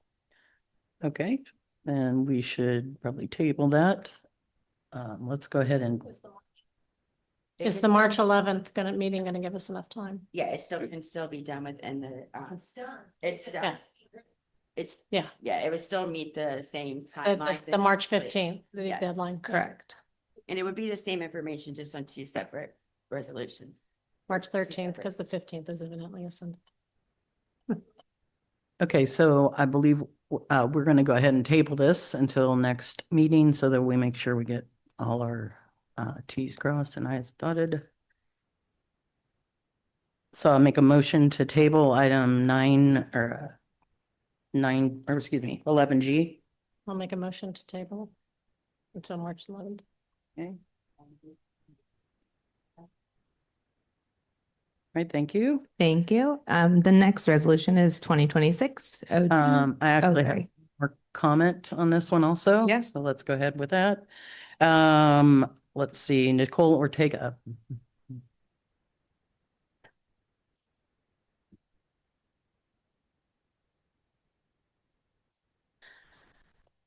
Good evening, board trustees present tonight, Superintendent Bowman, and Cabinet. My name is Nicole Ortega, and I'm here to speak against the proposed elimination of the administrative secretary position listed in resolution number 2026-0225B. This is a key role at the front desk of the district office, providing the first impression for families, staff, and community members. Beyond that visible role, this position supports all district departments, primarily human resources, business services, and educational support services. This position has historically assisted with LPAC testing district-wide since 2017, saving the district from paying for substitutes to cover for certificated teachers' absences away from their positions. Provided Spanish translation for families, covers the main district phone lines, receives parcel tax exemption applications from the community, processes all district mail, oversees inter-district deliveries, and receives all shipments from U.S. Postal Service, SMCOE, and all other vendors. This position is layered, complex, and essential to daily operations across the district. Removing this position removes access. It removes communication and support for students, families, staff, and our community. This work does not go away. The elimination of this position only shifts the workload onto already stretched departments and employees. As of tomorrow, classified staff in this district will have been without a contract for 240 days. Meanwhile, new confidential positions and higher paid administrative roles have been added, despite district-wide declining enrollment, signaling exactly whose work is prioritized in this district. Classified staff are the backbone of this district, and many of us do not earn a living wage. Cutting this position undermines the people who serve our students every day. Budget challenges are real, and cuts are sometimes necessary, but they must be strategic. Removing this position directly impacts students and families and staff, and does not make operational or financial sense. I urge you to reconsider this reduction. Please explore alternatives that preserve essential district services while addressing our budget constraints in a responsible manner. Thank you for your time. You. Okay, next, Doreen Murphy.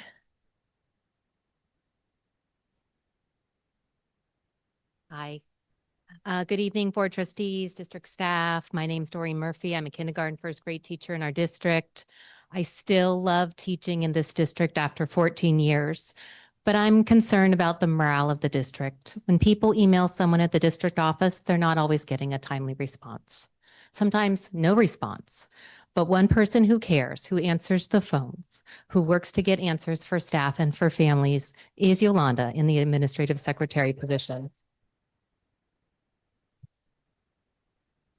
As you know, this is one of your proposed cuts. She is the frontline face of our district office. She's the first person new families meet. The calm, welcoming presence who reassures nervous parents as they enroll their children. She's bilingual. She does more than process paperwork. She builds trust in the Pacifica community, which is what you talked about, trust. She has served this district for over 20 years. She started, like all of you, as a volunteer in the classroom. She was a substitute classified employee, administrative secretary. She's helped every department, HR, business department, student services. She stepped up whenever she was needed. COVID coordinator, tester, LPAC trainer, interpreter, backup for payroll, account clerk, and student enrollment. She's known at every school because she supports us all. She's been loyal through years of transition. She does this with professionalism and a smile. Classified staff keeps our schools running. As teachers, we depend on them daily. They're essential. This year in kindergarten, we have 2 medically fragile students. Without para support, it would become extremely difficult to safely teach the other children, watch 68 of them on the yard, things like that. The other thing I wanted to bring up is what Elizabeth brought up. We're seeing in middle school that we have more students who need emotional support, behavioral issues, things like that. We are seeing the same things in TK, K, and 1. Even KTVU did a news segment on this last week with first graders. These children require more supervision, structure, support, love, intervention. And as a district, I'm thinking we consider a mild special day class. If the PK3, PK4 is very successful, especially with Carrie and Megan, we need to think about doing this on an earlier level. Waiting till later even makes it more challenging. Now, I speak to you as an educator, but this is my life. I'm a CODA. My parents are deaf. My grandmother was deaf and blind. My sister is deaf and she's in deaf education, middle school. My sister's classroom is a small, supportive class environment. We need more of that. Also, our student needs are increasing. They deserve staffing, early supports, full-time counselors. We deserve our libraries. We deserve playgrounds that are updated and open. So I just want you to reconsider the cuts and invest in the people at our school levels that support our students. Also, there is a T-grade grant for bathrooms. We need to look into that. Thank you. Joan Weideman.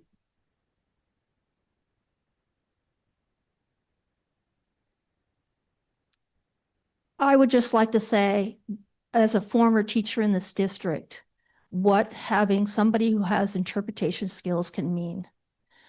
I had a student who was in special education. The parents spoke no English. The child was an EL learner. We were really struggling. We had someone from the district office come and be our Spanish language interpreter. And the skill that she brought and the person that she came to help this family, to help me, to help the special education case manager provide the services and input that this family needed. And as a result of that, the relationship that I had with that parent was ongoing, and I had the student for 2 years, and we were able to make incredible progress. That only happened because we had somebody come from the district office to help. So as you make these decisions about who you cut in all these positions, you really need to think about what the impact is to the district. And as a former school board member, that is the first thing that always was considered, is who is being impacted by this. Yes, we have to make cuts. I was 12 years. We make cuts every 12 years. I get it. But it also has to be done in a way to think about the impact of people. Thank you. Yolanda Pronza, would you like to speak?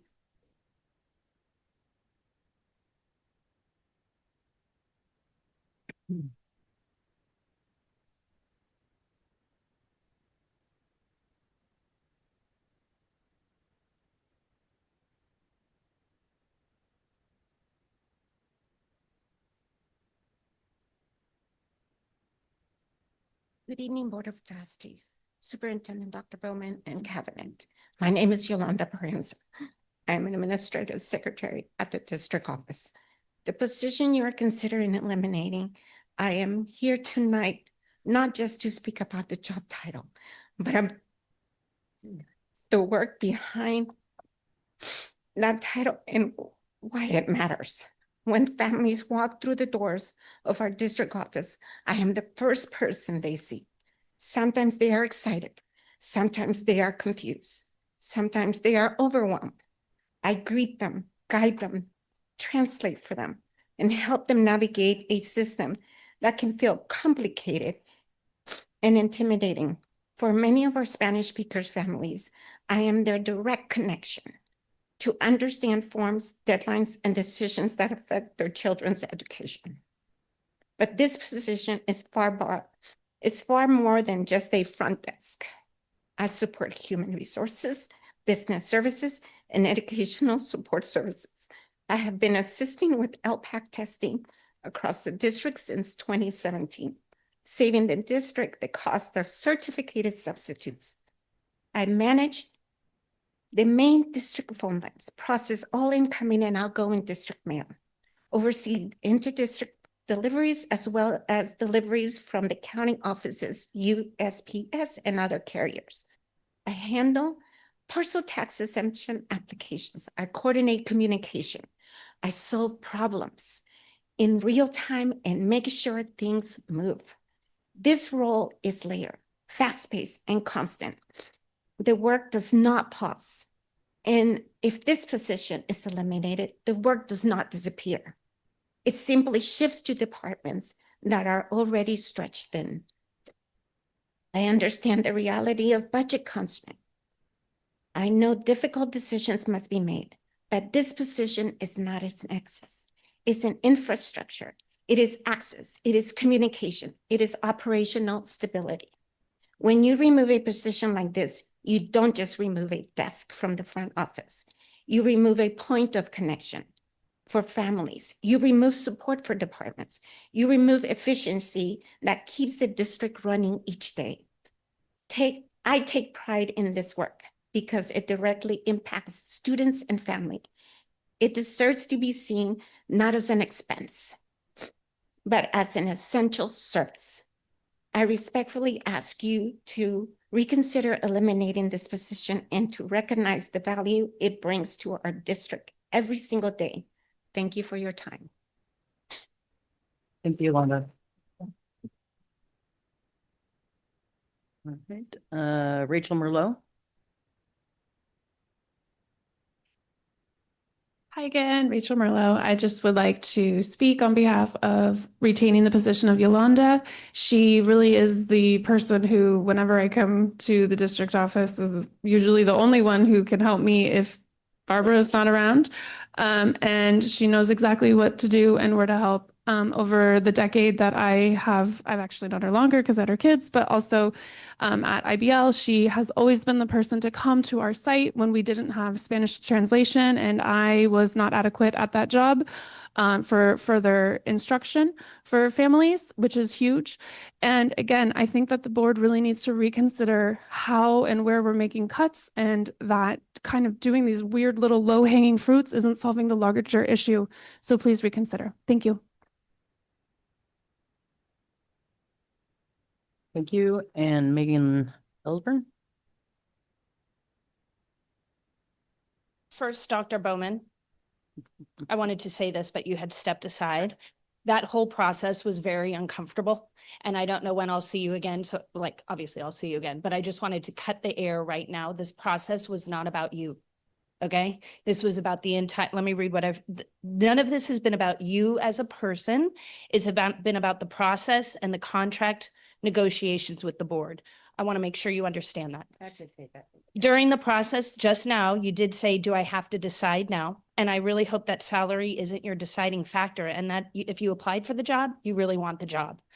All of us want to ensure our students and staff have someone who really wants to be here. Okay. All right, tonight, I urge you to make a motion to not cut the administrative secretary from this resolution. This is the stellar Yolanda Peranza, jack of all trades, warm face and smile to all who come to the district office. She works in every single department, assisting with a multitude of tasks and roles. Yolanda knows everything or knows where to get the answer. With a continual revolving door in the district office, we need to maintain classified employees with historical knowledge of the practices and procedures in this district. The cost savings will be a cost hurting to our entire district and Pacifica community. Thank you. Thank you. All right, Rachel Romo.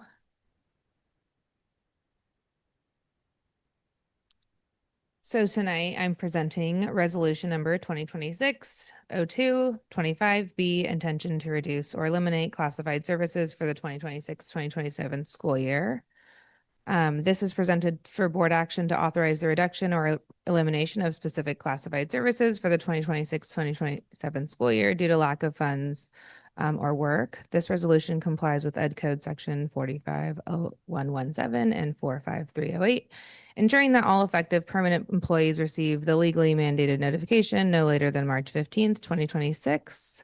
There are 6 positions on this resolution, including administrative secretary, roving night custodian, director of facilities maintenance and operations, bond project manager, licensed vocational nurse, and paraprofessional. It's recommended that the board adopt this resolution to allow the district to meet its operational and fiscal obligations for the upcoming school year. Are there any questions? I have a question and a comment. So, we need to meet the March 15th, but it's my understanding that we then have until the end of May to readjust or find other funds, or in other words, it wouldn't be a done deal tonight. Correct. The March 15th is more of a, like a warning, a warning thing. So, but, I believe We have March to let 15th applies to all of them, I believe. everybody know. Everybody. But it can be Correct. rearranged or finessed, or the Depending on- positions can be depending on rearranged or finessed between now and the end of May. Yes. Okay. Yes, we want to give notice so that people can make arrangements, right, for the upcoming school year. And then when things, But if their the funding budget is is there, rearranged between now and the end of May, correct, or we would welcome the or positions yeah, back. or other positions become available, that is all still still on the table. Correct. Okay. Should we discuss this? Can I discuss it? I was unaware that Yolanda was the interpreter for so many students, and while I was working at the resource center, that was the biggest complaint of our Latin population who received services there, that there wasn't anybody who really understood them or could communicate with them. So I would like to discuss keeping the administrative position, but adding in there that it's also interpreting for our Spanish population, Spanish-speaking population. Is there any way to do that?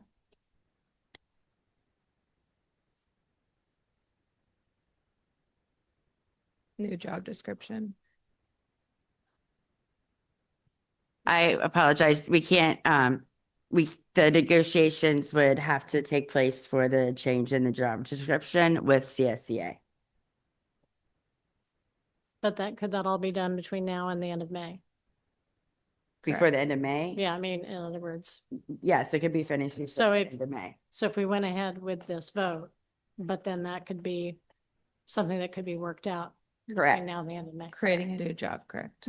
Yes, that's correct. So could we add that in the motion?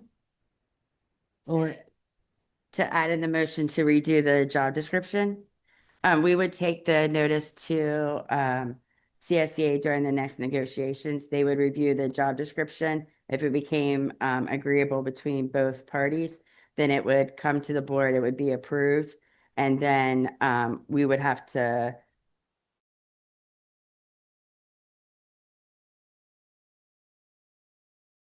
but it would have to go through negotiations.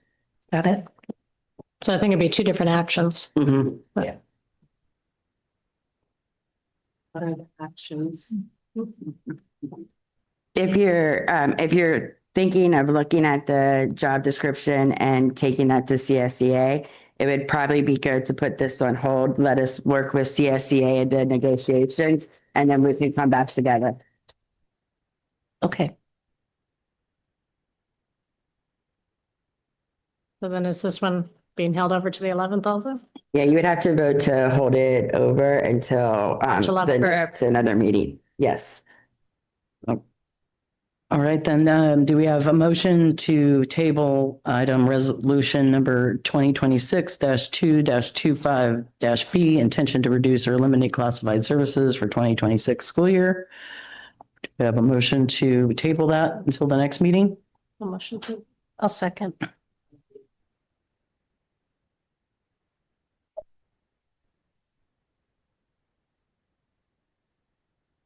All right, thank you. And our last action item is the Cabrillo, is Rachel again, Cabrillo School Principal. Yes. Okay, different action item. So Cabrillo School Principal, with It's recommended that the board retain Robin Pang Maganaris as the principal of Cabrillo School through the end of this school year.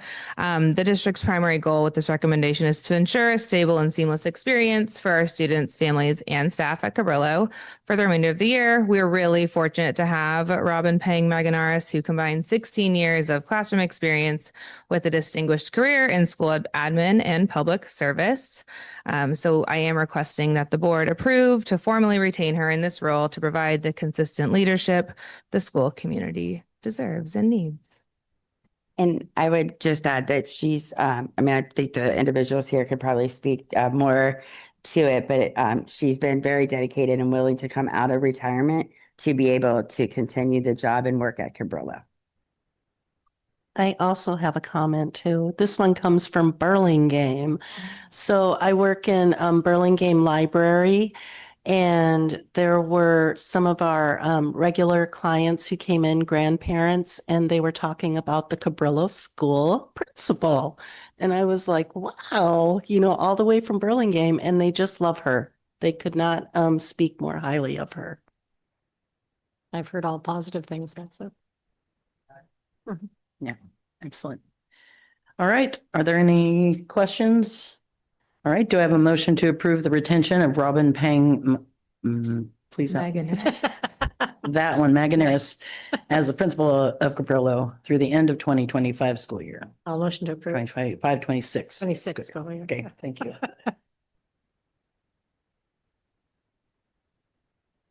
Thank you. Thank you.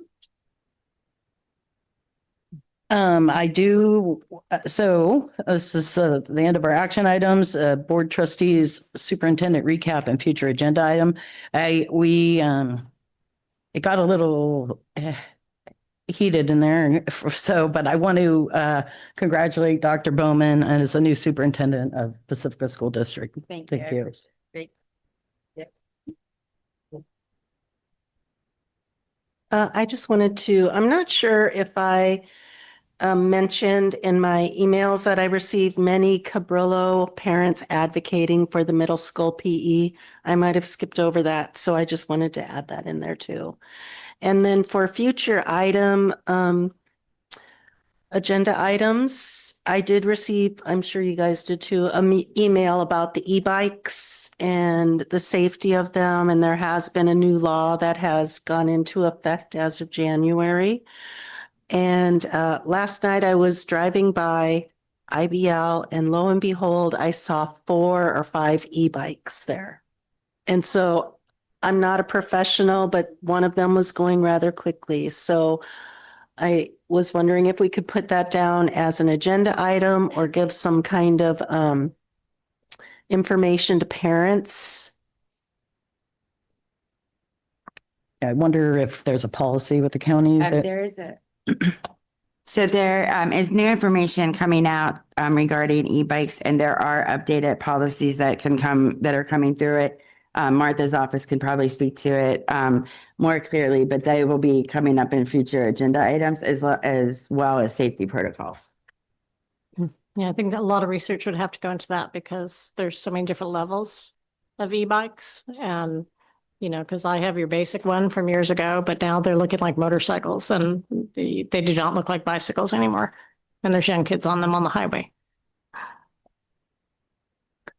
And my last comment is, I just want to remind everyone that in Pacifica, we only get $11,000 per student. And over the hill, they get $2,600 or $26,000 per student. So that's per student, $15,000 less that our district gets. So please also write letters to the county. They have a giant reserve, and they need to be reminded that Pacifica needs some help. And I just wanted to mention that. So thank you. And any other comments? Just to follow up that the funding action committee, which you just spoke of, is also on an upcoming agenda, and the progress that's been made with the legislators and the next steps. Any other comments? All right. And with that, we'll adjourn at 8:48 p.m.